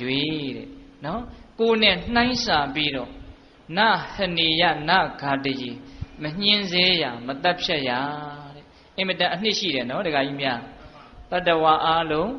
အပြစ်ဒဏ်တွေတတ်မှာတွေညှင်းဆဲမှာတွေနှိပ်စက်မှာတွေကိုကြောက်ကြပါတယ်တဲ့ဒါကြောင့်ကိုယ်လည်းပဲကြောက်တယ်သူလည်းပဲကြောက်မှာလို့ကိုချင်းစာပြီးတော့မညှင်းစေနဲ့မနှိပ်စက်နဲ့မတတ်ဖြတ်နဲ့ပိဋကတ်တို့ကိုဒီနေရာမှာနည်းနည်းလေးအသေးစိတ်ပြီးတော့ပြောခြင်းညှင်းဆဲတယ်နှိပ်စက်တယ်ဆိုတော့ကိုယ်ဒီလက်ရောက်ညှင်းဆဲမှနှိပ်စက်မှညှင်းဆဲတယ်နှိပ်စက်တယ်လို့များသောအားဖြင့်ထင်ကြတာနော်ကိုယ်ဒီလက်ရောက်နှိပ်စက်တာလည်းနှိပ်စက်တာပါပဲနောက်ထပ်နှိပ်စက်ခြင်းတစ်မျိုးရှိသေးတယ်နော်အဲ့ဒါဘာနဲ့အဲ့ဒါဗဇက်နဲ့နှိပ်စက်တာစကားသံနဲ့နှိပ်စက်တာနစ်နစ်နာနာပြောလိုက်တဲ့စကားတစ်ခွန်းဟာတခါတလေအရိုက်ခံရတာတဲ့နော်နာတယ်တခါတလေကြတော့ဟုတ်လားတခါကြီးမိုင်များဒါကြောင့်ဦးဇင်းတို့ကျမ်းဂန်တွေထဲမှာသူတစ်ပါးကိုဝစီကံနဲ့နှိပ်စက်တာကိုလည်းနှိပ်စက်ခြင်းထဲမှာထည့်ထားတာငါဒီလိုပြောလိုက်တယ်သူတို့ခံနိုင်မှမလားငါဆိုရင်ကောခံနိုင်မှမလားဒါမျိုးလေးစဉ်းစားမယ်ဆိုလို့ရှိရင်တော်ယုံတန်ယုံဟာမပြောဖြစ်တော့မလုပ်ဖြစ်တော့အဲ့ဒါလို့ဆိုရင်သူလည်းသက်သာခွင့်ရတယ်ကိုယ်လည်းနောင်တငြိမ်းရတယ်မကောင်းဘူးလားကောင်းတယ်နောင်တမဖြစ်ဘူးတဲ့ဒီကထာလေးမြတ်စွာဘုရားဘာကြောင့်ဟောလဲဆိုတော့စိတ်ဝင်စားတယ်ကတော့ကောင်းတယ်မြတ်စွာဘုရားလက်ထက်ကဆဗ္ဗကိယဟန်ကြီးတွေရှိတယ်သူတို့ကတော်တော်ဆိုးတယ်ဗျနော်အဲ့ဒီမှာတတ္တရတဝဂ္ဂီဆိုယဟန်လေးတွေလည်းရှိတယ်အဲ့ဒါကမြတ်စွာဘုရားဥပဒေမပြည့်ညက်ခင်မှာသူတို့ကဝတ်တာအသက်20ပြီးမှယဟန်ပြုရမယ်လို့ဥပဒေမပြုခင်မှာအဲ့ဒီယဟန်လေးတွေကဝတ်တာငယ်ငယ်လေးတွေ9နှစ်10နှစ်9နှစ်10နှစ်ကလေးတွေယဟန်ပြုကြတာနောက်တော့ညထမင်းစားတော့ထာငူတယ်ဟာကျင်ကြီးကျင်ငယ်အိယာတဲ့ဆွန့်လို့ဆွန့်အဲ့လိုတွေဖြစ်တာဗျဖြစ်တော့မှမြတ်စွာဘုရားကအသက်20မပြည့်သေးရင်ကိုသိမထိန်နိုင်သေးဘူးယဟန်ပြုခွင့်မပေးနဲ့ကိုရင်သာဝိပ္ပစီအဲ့ဒီလိုမြတ်စွာဘုရားကဥပဒေပြည့်ညက်တာဒါပေမဲ့ယဟန်ပြုပြီးသားဖြစ်သွားတဲ့ဒီယဟန်လေးကကြောင့်ယဟန်လေးတွေကိုတော့ယဟန်ဘဝမှာပဲဆက်ပြီးတော့ထားတာအဲ့ဒါတတ္တရတဝဂ္ဂီတဲ့ဒီနေ့တော့အဲ့ဒီယဟန်လေးတွေကရှင်းတုန်းကတန်ခိကကျောင်းတွေပဲရှိတာဆိုတော့ကျောင်းနေမှာသူတို့ကအရင်ရောက်သွားတော့နေရာလေးတွေဖဲလှဲဖဲပြီးတော့အဲ့ဒီနေရာလေးတွေဥကြတာပေါ့လေသူတို့နေမယ်ပေါ့နောက်ရောက်မှအဲ့ဒီဆဗ္ဗကိယဟန်ကြီးတွေကရောက်လာတော့ဟိုယဟန်ပေါက်စငယ်ငယ်လေးတွေကိုအတင်းထိုးကြိတ်လွတ်ပြီးတော့ဖဲဒါငါတို့နေရဆိုပြီးတော့အတင်းအာဓမယူတာဟုတ်လားအဲ့ဒီမှာအဲ့ဒီယဟန်လေးတွေကငိုကြတော့အော်ကြတော့မြတ်စွာဘုရားကြားတော့မှချက်သားတို့ဘာဖြစ်တာတော့ဒီလိုပဲယဟန်ကြီးတွေကရိုက်လို့ဆိုတော့ယဟန်ဆိုတာအဲ့လိုမျိုးမလုပ်ရဘူးပါစိတ်အာဘသင့်စီလို့ပြည့်ညက်ချက်ထုတ်ပြီးတော့မှခုနတုန်းကဥစဉ်ရွတ်တဲ့ဂါထာလေးကိုမြတ်စွာဘုရားဟောတာအာလုံးသောတတ္တဝါတွေဟာအမျိုးမျိုးသောအပြစ်ဒဏ်ပေးခြင်းကိုကြောက်ရွံ့ထိတ်လန့်ကြတယ်ဟုတ်လားကိုယ်လည်းပဲကြောက်ရွံ့တာပဲဒါကြောင့်ကိုချင်းစာတရားလေးထားပြီးတော့အားလုံးရဲ့အပေါ်မှာမညှင်းဆဲနဲ့မနှိပ်စက်နဲ့ဒါဆိုရင်ဒီလိုကိစ္စတွေနဲ့ပတ်သက်ပြီးတော့နောင်တရเสีย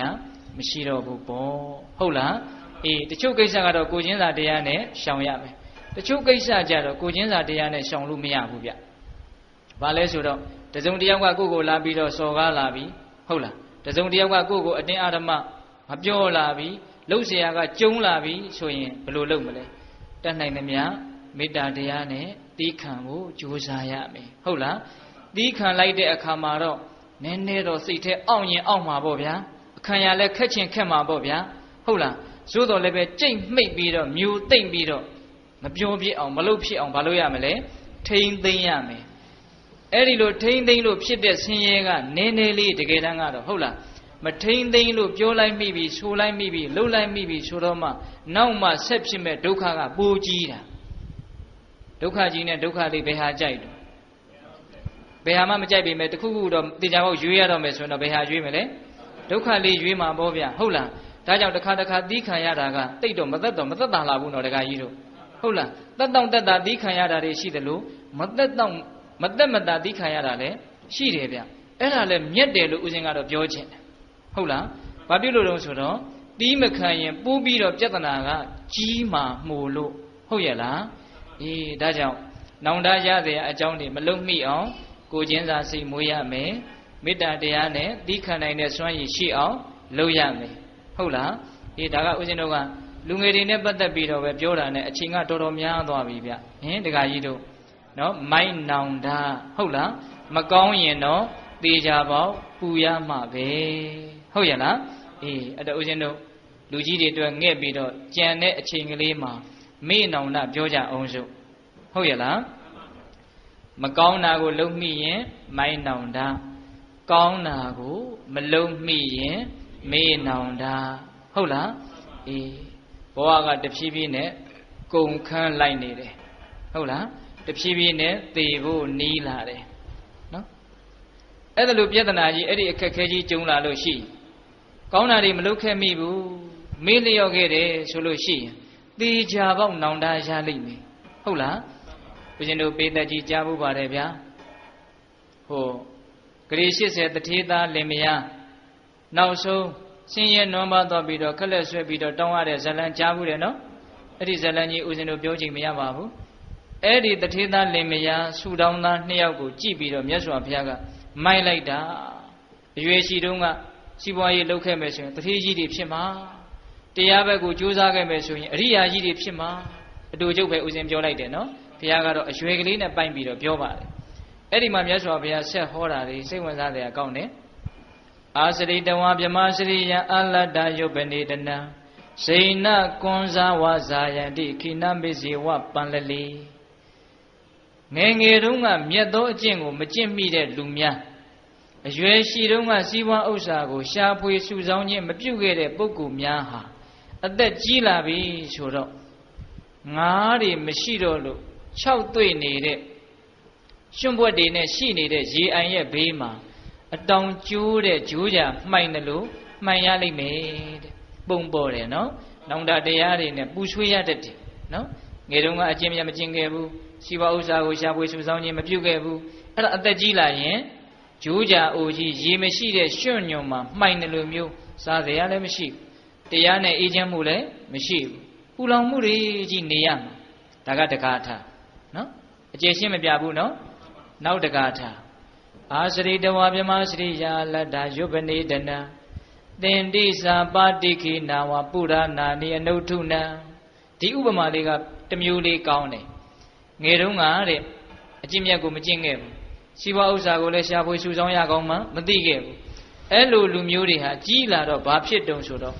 ပုရဏာနိအနုထုနံတဲ့ငယ်တုန်းကရွှေဒီဆောင်းခဲ့ရတာတွေအစဉ်ပြေခဲ့တာတွေကိုပြန်စဉ်းစားပြီးတော့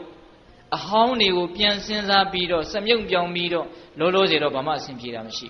ဘူးငကိုယ်တုန်းကအစဉ်ပြေတာတွေကိုတွေးပြီးတော့မကြည်မနှက်နဲ့စိုးရိမ်ပူဆွေးပြီးတော့တဲ့ပုရဏာနိအနုထုနံဒါကအဓိပ္ပာယ်တစ်မျိုးနော်ပြီးတော့ဘာလို့ဆိုဟိုလေးကနေလွတ်သွားလို့ပြစ်လိုက်တဲ့မြားတံတစ်ချောင်းနော်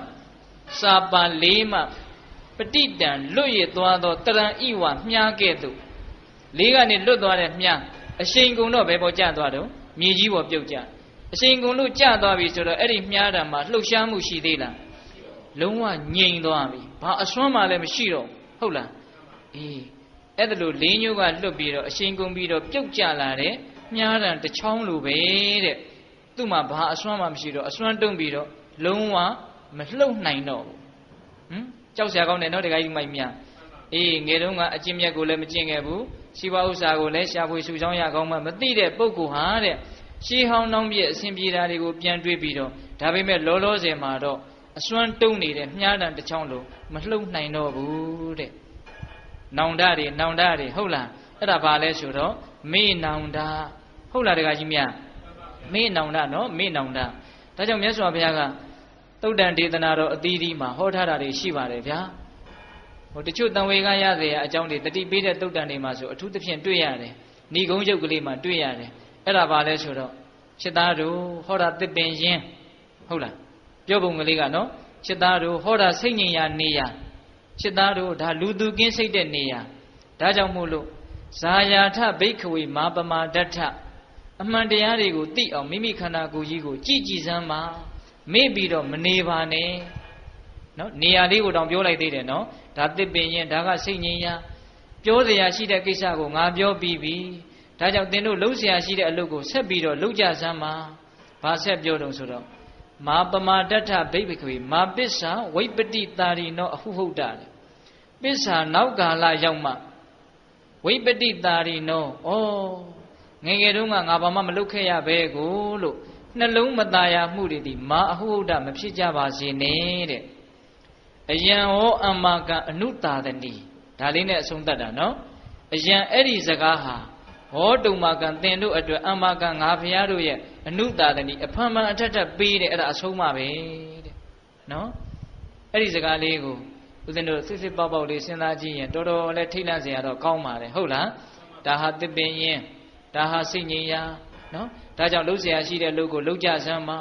နောင်ကြတော့မှမလုံမိလို့မှားလိုက်တာလို့ပူပူလောင်လောင်နေနဲ့နောင်တတွေရပြီးတော့မစင်းရဲကြပါစေနဲ့အဲ့ဒါသင်တို့အတွက်ငါပေးတဲ့အဆုံးအမပဲလို့အဲ့လိုပြောပြီးတော့မြတ်စွာဘုရားကတရားဏိဂုံလေးတွေကိုအဆုံးတတ်တဲ့သဘောလေးတွေရှိတယ်ဟုတ်လားအဲ့ဒါဘာကိုရည်ရွယ်နေတာလဲမေးနောင်တတွေနဲ့မပူလောင်ကြပါစေနဲ့လို့ပြောတာဟုတ်လားအဲ့ဒါလိုမျိုးမဟုတ်ဖဲနဲ့ကုသိုလ်ကောင်းမှုတွေကိုတဆွမ်းသမျှပြုမေးဟုတ်လားဒါနပြုခွင့်ကျုံလာရင်ဒါနပြုလိုက်ပြစ်မထားနဲ့နော်ဒါနကိုလည်းပဲဟုတ်လားပြုခွင့်ကျုံလာရင်ဗာလဲပြုမှာပဲသီလကိုအမြဲတမ်းစောင့်တည်မယ်သီလကတော့စောင့်တည်ခွင့်ကျုံတယ်မကျုံဘူးလို့မရှိဘူးသူကအမြဲတမ်းကြိုးစားရမှာဟုတ်လားဘာဝနာတရားကိုလည်းပဲကြိုးစားမယ်ဆိုပြီးတော့ပိဿပေါင်းသူတော်ကောင်းတို့ကုသိုလ်တရားကိုကိုယ်နဲ့မကွာလက်နဲ့မကွာပြုမယ်ဆိုလို့ရှိရင်မေ့နောင်တရတဲ့အကြောင်းရှိလားမရှိဘူးမေ့နောင်တဆိုတဲ့နေရာမှာဘာအစားဝင်လာမှလဲတွေးမိတိုင်းပီတိဖြစ်ရတယ်ဆိုတာပေါ်လာနော်အဲ့ဒါဘယ်အချိန်မှပို့ပြီးတော့ထင်ရှားမှလဲဆိုတော့တကယ်ပြဿနာတကယ်အခက်အခဲကြီးကျုံလာတဲ့အခါမှာကုသိုလ်တရားတွေဟာပီတိကိုဖြစ်စေတယ်ဆိုတာထင်ရှားမယ်ဟုတ်လားဦးဇင်းတို့ဒါလေးနဲ့ပတ်သက်ပြီးတော့အားကြစရာလေးလူသိများပြီမလို့အားကြစရာကောင်းလွန်းလို့ဦးဇင်းနည်းနည်းလေးအတူတူလေးပြောပြမယ်မြတ်စွာဘုရားလက်ထက်ကဓမ္မိကဥပဒကဆိုတဲ့ဒကာကြီးတယောက်ရှိတယ်စီးပွားဥစ္စာလည်းပြည့်စုံတယ်သားတွေသမီးတွေနဲ့တိုက်တိုက်ဝန်းဝန်းနေတာပါပဲစိတ်ကောင်းနှလုံးကောင်းလည်းကြီးတယ်တပည့်လက်သားလည်းများတယ်ဟုတ်လားအနောက်တော့သူမြတ်စွာဘုရားဖူးရမြော်ရတရားနာရတော့သောတာပန်ဖြစ်တယ်အဲ့ဒါဒါနနဲ့တန်ရင်ဒါနပြုတယ်သီလဆောက်တည်တယ်ဒီလိုကုသိုလ်ကောင်းမှုနဲ့မွေ့လျော်ပျော်ပိုက်ပြီးတော့နေလာတဲ့ဒကာကြီးဟုတ်လားမေ့နောင်တမရအောင်ကြိုးစားခဲ့တဲ့ဒကာကြီးပေါ့နော်အဲ့ဒါသူဘာဖြစ်တုံဆိုတော့တရားညောင်ဆောင်လျောင်းပြီနော်ဒီအချိန်ကရှောင်လို့မရပဲကိုဗျဟုတ်လားအဲ့တော့သူဘာလုပ်တုံဆိုတော့သမီးတွေကိုသားတွေကိုဂိုင်းငါမျက်နှိုးတော်မူတဲ့အရှင်ကောင်းတွေကိုသွားပြီးတော့ပင့်ကြည့်ခိုင်းလိုက်တယ်ယဟန်တော်တွေကြွလာတော့ဒကာကြီးတို့ဘာလုပ်ပေးရမလဲမှန်လားပါဗျာဖရာတပည့်တော်ဖရာအဆူဆူလက်မလွတ်တဲ့တတိပဌာနာတုတ်ကြီးကိုနာယူခြင်းပါတယ်ဖရာအဲ့ဒီမှာယဟန်တော်တွေကမဟာတတိပဌာနာတုတ်ကြီးကိုရွတ်ပေးတာဘေးကနေပြီးတော့ဒကာကြီးကအိယာပေါ်မှာမလှုပ်နိုင်တော့ဟုတ်လား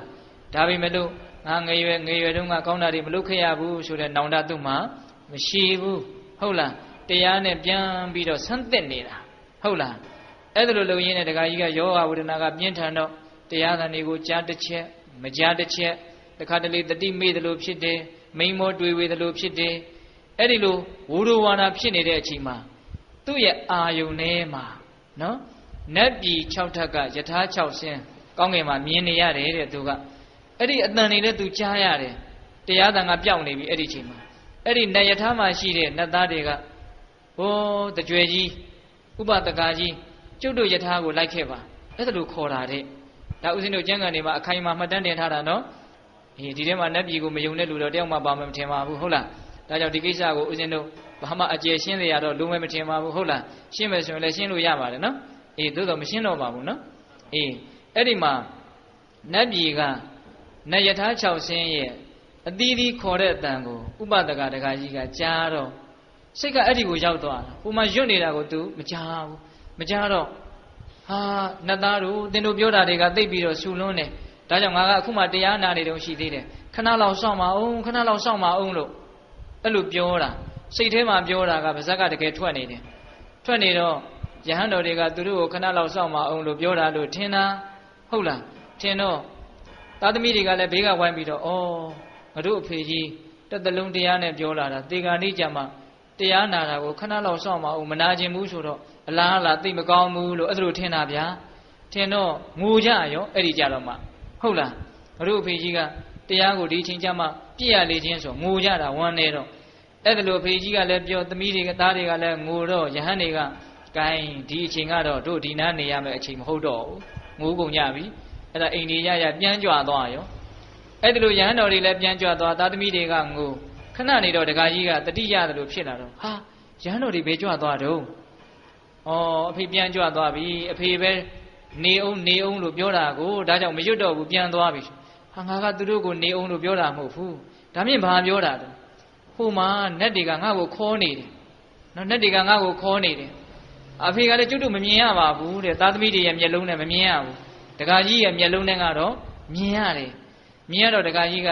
ဒါကဒီလိုဆန်းကျင်တာဆိုတော့ तू သိတယ်သောတာပန်ကြီးပဲသိတာပေါ့ဟုတ်လားအဲ့တော့သားသမီးတွေကိုယုံမတန်တရားကင်းအောင်လို့မင်းတို့အဖေအတွက်ကုန်းထားတဲ့ပန်းကုန်းရှိလားဟာအဖေရှိပါတယ်အဲ့လိုယူခဲ့ဆိုပြီးတော့ယူခိုင်းတယ်ယူခိုင်းပြီးတော့ကိုင်းနတ်ပြည်ထဲမှာဘယ်နတ်ပြည်ကောင်းတယ်လို့မင်းတို့ကြားဘူးလဲ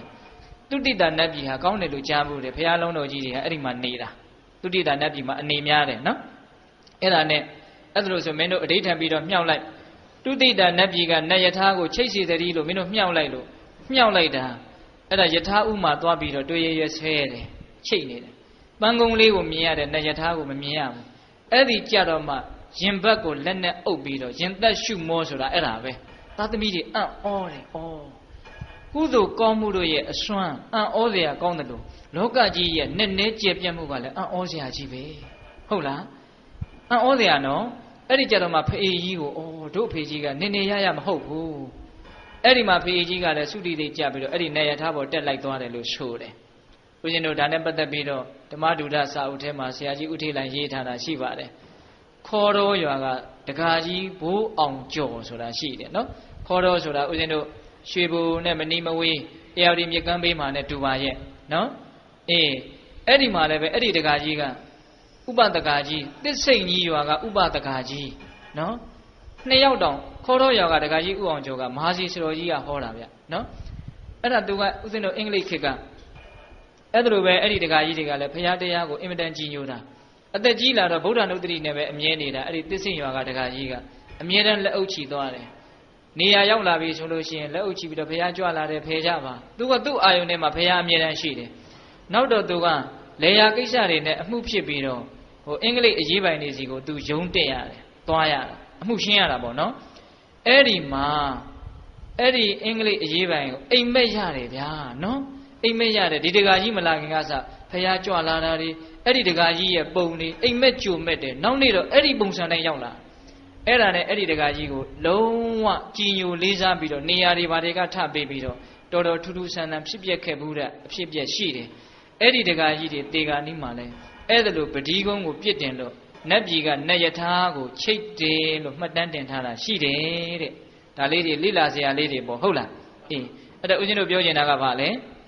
ကုသိုလ်ကောင်းမှုကိုမမေ့တဲ့ပုဂ္ဂိုလ်များဟာမေ့နောင်တမရပါပဲနဲ့တွေးမိတိုင်းပီတိဖြစ်ရတယ်အခက်အခဲတွေဟာသူတို့ဘဝမှာပြဿနာအနေနဲ့မရှိပါဘူးအကုန်လုံးဟာရှင်းလင်းတယ်သူတို့ကိုယ်တိုင်သူတို့ရှင်းလင်းခဲ့တာကိုဟုတ်လားဒါကြောင့်မေ့နောင်တမရရအောင်ကုသိုလ်ကောင်းမှုတွေတအားသမျှပြုဖို့မလိုဘူးလားလိုတယ်အဲ့ဒါလိုမျိုးမပြုဘူးဆိုရင်တော့ဒေသပေါင်းသူတော်ကောင်းတို့ဦးဇင်းတို့ရဲ့ဘဝမှာမေ့နောင်တတွေကတစ်ချိန်ချိန်မှာနှိမ့်ဆက်ဖို့အလားအလာမရှိဘူးလားရှိတယ်ဗျာဒါနဲ့ပတ်သက်ပြီးတော့ဦးဇင်းတို့ခေါင်းထဲပေါ်လာတာလေးလေဒီစတော်ဘုရားကြီးရေးခဲ့တဲ့မေတ္တာစာတွေအများကြီးရှိတယ်နော်ဦးဇင်းတို့အခုနောက်ပိုင်းမှာဂံဗီရကဗျာကျမ်းဆိုပြီးတော့စာအုပ်တွေထုတ်ထားတာရှိပါတယ်အဲ့ဒီထဲမှာစတော်ဘုရားကြီးရေးတာကတော်တော်လည်းပဲတန်ဝေခရစရာကောင်းတယ်လူအများစုနဲ့လည်းပဲထင်ဟပ်မိတယ်လို့ထင်တယ်စတော်ဘုရားကြီးကဘယ်လိုရေးတုံဆိုတော့လူအများစုရဲ့တေဂာနီးမှာမေ့နောင်တတွေနဲ့ပူလောင်ရပုံကလေးကိုရေးထားတာဗျဟုတ်လားမရဏသန္တတေဂာနီးကာလတွင်ဒါနကလည်းမပြောင်းသီလကလည်းအကြောင်းဘာဝနာကလည်းအယောင်ဆောင်ရေးလဲရေးတတ်တယ်ဗျာတက္ကကြီးကနော်တက္ကကြီးရဟုတ်လားမရဏသန္တတေဂာနီးကာလတွင်တေဂာနီးရောက်ပြီဆိုတော့သူ့ရှိတဲ့ဒါနကလည်းမပြောင်းဘူးတဲ့ဟုတ်လားပြောင်းရောင်မရှိဘူးတဲ့သီလကလည်းအကြောင်းတဲ့ဘာဝနာကလည်းအယောင်ဆောင်တဲ့ဟုတ်လား မရဏတဏ္ဍတေဂာနိကာလတွင်ဒါနကလည်းမပြောင်းသီလကလည်းအကြောင်းဘာဝနာကလည်းအယောင်ဆောင်ခတ်ချောင်းချောင်းမှတ်တမဲ့တောအောင်သာနေခဲ့၍သေတော့မဲ့အခိုက်ဇောငါးတန်အဆိုင်နဲ့အရှိုက်တို့ထိကာမနော်ခတ်ချောင်းချောင်းမှတ်တမဲ့သေတော့မဲ့အခိုက်ဇောငါးတန်အဆိုင်အရှိုက်တို့ထိကာမရည်ရီရောင်တောင်နေအောင်ပကမွေမိဖားခဲ့သူသွားရမယ်အရေးခင်းတွေ့ရမယ်အရေးတွေနဲ့ပပင်းမှာတွေ့မိမှာတတိကြီးရကြ၍ဒါနကိုပြန်၍ရှုတော်လဲအဲ့ဒီကြတော့တော်တော်ကိုအရေးကြီးပြီပေါ့နော်တည်တော့မဲ့အခိုက်ဇောငါးတာအရှိုက်သူထိကမှာပိတဲ့အရှိုက်ထိတယ်ဆိုတော့ထိဘူးလားနော်တစုံတစ်ခုကကိုယ့်အရှိုက်ကိုထိုးတာကိုခံစားဘူးလားအသက်တောင်မရှူနိုင်ဘူးအောင့်သွားတာတခါတည်းဟုတ်လားအေးတေဂာနိအခါကိုတင်စားပြောတာနော်မရဏတန္တဇောတွေစိုက်လာပြီအရှိုက်ထိလာပြီတကယ်အရေးကြုံလာပြီဆိုတော့နေရောင်ပကမွေးမိဖားခဲ့သူတဲ့မွေကဖားကိုမျိုးတယ်ခြေတော်လေးကစပြီးတော့မျိုးတယ်ဟိုဖားကမသေးသေးဘူးပါဇက်ကဟပ်ပက်နဲ့ဟုတ်လားအဲ့တော့နောက်ကကြိုက်ထားတဲ့ဟာကြောင့်ရှေ့ကနားတွေပါးတွေကရောင်းနေပြီဟုတ်လားမွေမိဖားမြင်တယ်နော်မျက်စိထဲကိုအဲ့လိုပဲကိုယ့်ကိုသေမင်းကစပြီးတော့မျိုးစားပြုတ်ပြီပေါ့နော်မျိုးစားပြုတ်ပြီးသေအံ့ဇဲပေါ့ဟုတ်လားရည်ရီရောင်တောင်နေရောင်ပကမွေမိဖားခဲ့သူအဲ့ဒါလိုအရေးခင်းနေနဲ့တွေ့လာပြီဆိုတော့ကိုယ့်ရဲ့ဒါနကိုပြန်ပြီးတော့စဉ်းစားတယ်တဲ့ပြုဘူးသည်ဒါနကကာလနဲ့ခတ်ရောရောလောကနဲ့ခတ်ရှက်ထွေးရှက်လူလဲအစဉ်ကျဲနေခဲ့၍စိတ်ထဲမှာမကြည်လားလှုပ်ထားတဲ့ဒါနလေးတွေကဘလို့ဒါနဖြစ်နေလို့ဆိုလောကနဲ့ခတ်ဖက်ဟုတ်လားဂုံပကသနာတွေမမောပြီးတော့လှုပ်ခဲ့တာတွေရှိတယ်မကောင်းတဲ့လို့လှုပ်တာရှိတယ်စိတ်စေတနာမပါဘဲနဲ့လှုပ်တာတွေရှိတယ်အမျိုးမျိုးပေါ့ဗျာဟုတ်လားပြုဘူးဒီဒါနကကာလနဲ့ခတ်ရောရောလောကနဲ့ခတ်ဖက်ထွေးရှက်လူလဲအစဉ်ကျင်းနေခဲ့၍စိတ်ထဲမှာမကြည်လားစိတ်ကိုကြည်အောင်ပီတိဖြစ်အောင်လုပ်မပေးနိုင်တဲ့ဒါနမျိုးပေါ့နော်စိတ်ထဲမှာမကြည်လားသီလကိုရှာပြန်သောလောကရန်ခုခေတ်ကလူအဖြစ်ကြက်လာ၍တတ္တမြဝစီကအနင်သားဖန်နိုင်မှတော်တန်ယုံရှိကြတယ်သီလကြည့်လိုက်ပြန်တော့လဲမလွယ်ပါဘူးကွာဒီခေတ်ကပူသားမပါလင်္ကာမချောသီလကလေးထိုက်တဲ့လောက်ပြက်အောင်လုပ်မှစီးပွားရေးကလည်းဖြစ်တာဆိုပြီးတော့ကိုယ်သီလကြည့်ပြန်တော့လဲအာရတရားမရှိဘူးတဲ့ဟုတ်ရလားဆရာတော်ကြီးရေးတတ်တယ်နော်အေးသမထမနောဝိပဿနာဇောများမှာတော့ပကောတိအသင်္ချာတတလုံးစင်ကွာ၍ထင်စရာဝေးလေစွာတဲ့ဟောပြောတာကတော့မညာမတာပဲနော်သမထမနောဝိပဿနာဇောများမှာတော့ပကောတိအသင်္ချာတတလုံးစင်ကွာ၍ထင်စရာဝေးလေစွာတဲ့သမထတွေဝိပဿနာတွေနဲ့ကအဝေးကြီးဝေးခဲ့တာနော်ပကောတိအသင်္ချာပကောတိဆိုတာကဏ္ဍသင်္ချာအသုံးအနှုန်းတစ်ခုပါပဲဟုတ်လားအသင်္ချေရတို့အနန္တတို့ဆိုကြားဘူးတယ်မဟုတ်လားအများကြီးပေါ့နော်ဆိုလိုတာကဟုတ်လားပကောတိအသင်္ချာတတလုံးစင်ကွာ၍ထင်စရာဝေးလေးစွာလို့ဆိုလိုကြီးကအဲ့လိုပြောတာအဲ့တော့တေဂာနိကာလမှာတွေ့ရမယ့်အရေးခင်းတွေကိုပြည်လေစေတာဟာဒါနသီလဘာဝနာဆိုတဲ့ကုသိုလ်ကောင်းမှုတွေပဲရှိတာမဟုတ်လားအေးအကယ်၍အဲ့ဒါတွေကမိမိတို့မှာအားနည်းခဲ့မယ်ဆိုရင်တော့တေဂာနိမှာမိနောင်တဆိုတာတွေရတတ်တယ်ဟုတ်ရဲ့လားတခါကြီးများအေးအဲ့တော့ဦးဇင်းတို့ဏိကုံးကျုပ်အနေနဲ့ဗာပြောခြင်းလဲဆိုတော့သာသနာနဲ့တွေ့တဲ့အခါမှာဘာအရေးကြီးဆုံးလဲဘာကိုမမေ့ဖို့အရေးကြီးဆုံးလဲဆိုလို့ရှိဝိပဿနာဘာဝနာတရားကိုမမေ့ဖို့အရေးကြီးဆုံးပါပဲဘာဖြစ်လို့လဲဆိုတော့သူကအဖိုးအတန်ဆုံးဖြစ်လို့ဟုတ်လားတက္ကမကြီးများသူကအဖိုးအတန်ဆုံးအဖိုးအတန်ဆုံးသောအရာကိုမကောက်ယူမိတာဒီအကြီးကျယ်ဆုံးသောဆုံးရှုံးမှုလို့ပြောလို့မရဘူးလားရတယ်ဗျာအဲ့ဒီကြရင်လာမှာနော်တေချာပေါက်လာမှာနော်ငါအတိညာဏ်ဒူးတွေရအောင်လုံနိုင်ခွင့်ရှိပါလေခင်နဲ့အတိညာဏ်ဒူးတွေရအောင်ငါမလုပ်ခဲ့မိဘူးဟုတ်လားအဲ့ဒီတုန်းကငါဘယ်လိုမြန်းတွေးလိုက်ပါလဲစဉ်းစားမှာနော်အဲ့ဒီအချိန်ကြတော့ကျိုးပြီးတော့အဲ့ဒီအချိန်ကြတော့ဖြစ်မဲ့တွေးလုံးတွေကိုအခုတည်းကစကျိုးပြီးတော့စဉ်းစားတဲ့တယ်လို့ထင်နေဟင်ဒီကမာကြီးများဟုတ်လားအဲ့ဒီအချိန်ကြတော့စဉ်းစားပါလိမ့်မယ်ငါအဲ့ဒီတုန်းကဘာတွေကိုတန်ဖိုးထားခဲ့ပါလိမ့်ဘာတွေများငါအရေးကြီးခဲ့ပါလိမ့်ဘာတွေကိုဦးစားပေးပြီးတော့ငါလုပ်ခဲ့မိပါလိမ့်အခုကြည်စမ်းငါအဲ့ဒီတုန်းကဦးစားပေးခဲ့တာတွေငါအဲ့ဒီတုန်းကအရေးကြီးခဲ့တာတွေငါအဲ့ဒီတုန်းကတန်ဖိုးထားခဲ့တာတွေကတကယ်တမ်းကတော့ငါ့ကိုဘာမှလည်းပဲမကြည့်တော့ပါလားတကယ်လည်းတန်ဖိုးမရှိတော့ပါဘူးအဲ့ဒီချိန်ကြတော့ဟုတ်လားအရေးလည်းမကြီးတော့ပါဘူးနော်တခါကြီးဒီမကြီးများဒါကြောင့်တကယ်အရေးကြီးတာကဘာတကယ်တန်ဖိုးရှိတာကဘာဆိုတာကိုကွဲကွဲပြားပြားနားလည်ဖို့အလွန်လိုတယ်လို့ထင်တာပဲဟုတ်လား အဲ့ဒါကိုနားလည်မှတန်ဖိုးရှိတာကိုရွေးပြီးတော့ယူနိုင်မှာနော်တန်ဖိုးရှိတာကိုရဖို့အတွက်ပထမခြေလှမ်းအနေနဲ့ဘာကတန်ဖိုးရှိတယ်ဘာကတန်ဖိုးမရှိဘူးဆိုတာကိုကွဲကွဲပြားပြားအရင်နားလည်ဖို့မလိုဘူးလားလိုတယ်ဆိုကြပါစို့ဗျာပရမညာကြောက်လေးနှလုံးအနီတော့အနီပဲအနီချင်းတူတယ်ဆိုကြပါစို့ဟုတ်လားဟိုဘက်ကချက်ကြောက်ကြီးဒီဘက်ကပရမညာအစ်စ်ဟုတ်လားကိုင်ရွေးလန်းกว่าဆိုရင်ပရမညာအစ်စ်ကိုရွေးမိဖို့အရေးကြီးတယ်အဲ့ဒီပရမညာအစ်စ်ကိုရွေးမိဖို့ဆိုတဲ့နေရာမှာဘယ်ဟာကပရမညာအစ်စ်လဲဘယ်ဟာကချက်ကြောက်လဲလို့အရင်သိပြီးမှရွေးလို့ရဘယ်ဟာကအစ်စ်လဲဆိုတာကိုအရင်မသိသေးသမျှအဲ့ဒီအစ်စ်ရဖို့အလားလားမရှိဘူးအဲ့တော့အရင်သိဖို့အရေးမကြီးဘူးလားဒါကြောင့်ဦးဇင်းတို့မြတ်စွာဘုရားဟောတာဗောဗျအတာရိတာရမတိနောတာရိသာတာရဓတ္တိနာတေတာရနာတိကိစ္ဆန္တိမိစ္ဆာသင်္ကပ္ပခောစရာအနှစ်ရှိတာအနှစ်မရှိတာကိုခွဲမသိတဲ့ပုဂ္ဂိုလ်တွေဟာအနှစ်နဲ့လွဲကြတယ်တဲ့ကဲဒီကမကြီးများအနှစ်ရှိတာမရှိတာမှခွဲမသိဘူးဆိုမှတော့အနှစ်ကိုရဖို့အဝေးကြီးလိုသေးတယ်ဟုတ်လားအေးအနှစ်ရှိတာအနှစ်မရှိတာကိုခွဲပြီးတော့သိပြီဆိုတော့မှအနှစ်ကိုရတာဟုတ်ရဲ့လားဒါကြောင့်ဘဝမှာတကယ်အရေးကြီးတာကဘာတကယ်တန်ဖိုးရှိတာကဘာဟုတ်လားတကယ်အဓိကကြတာကဘာဆိုတာကိုကြိုးကြိုးတင်တင်သိထားဖို့အရေးကြီးနော်သိထားမှအရေးကြီးတာတွေတန်ဖိုးရှိတာတွေအဓိကကြတာတွေကိုကြိုတင်ပြီးတော့လှုပ်ထားနိုင်မှာဟုတ်လားအေးဒါကြောင့်ပေးသက်ပေါင်းသူတော်ကောင်းတို့မဖြစ်မနေတွေ့ကြရမယ်ရင်ဆိုင်ကြရမယ်ဖြတ်တန်းကြရမယ်ဖြည့်ရှင်းကြရမယ်ဒီပြဿနာဒီအရေးခင်းဟုတ်ရဲ့လားပြည်လေစီဖို့အတွက်တနည်းအားဖြင့်မေ့နောင်တတွေနဲ့နောင်တစ်ချိန်မှာမပူရဖို့အတွက်ဒါနသီလဘာဝနာဆိုတဲ့ကုသိုလ်ကောင်းမှုတွေပြည့်စုံဖို့မလိုဘူးလားလိုပါတယ်ဟုတ်လားအေးအဲ့ဒါဦးဇင်းတို့ပြောလိုက်တဲ့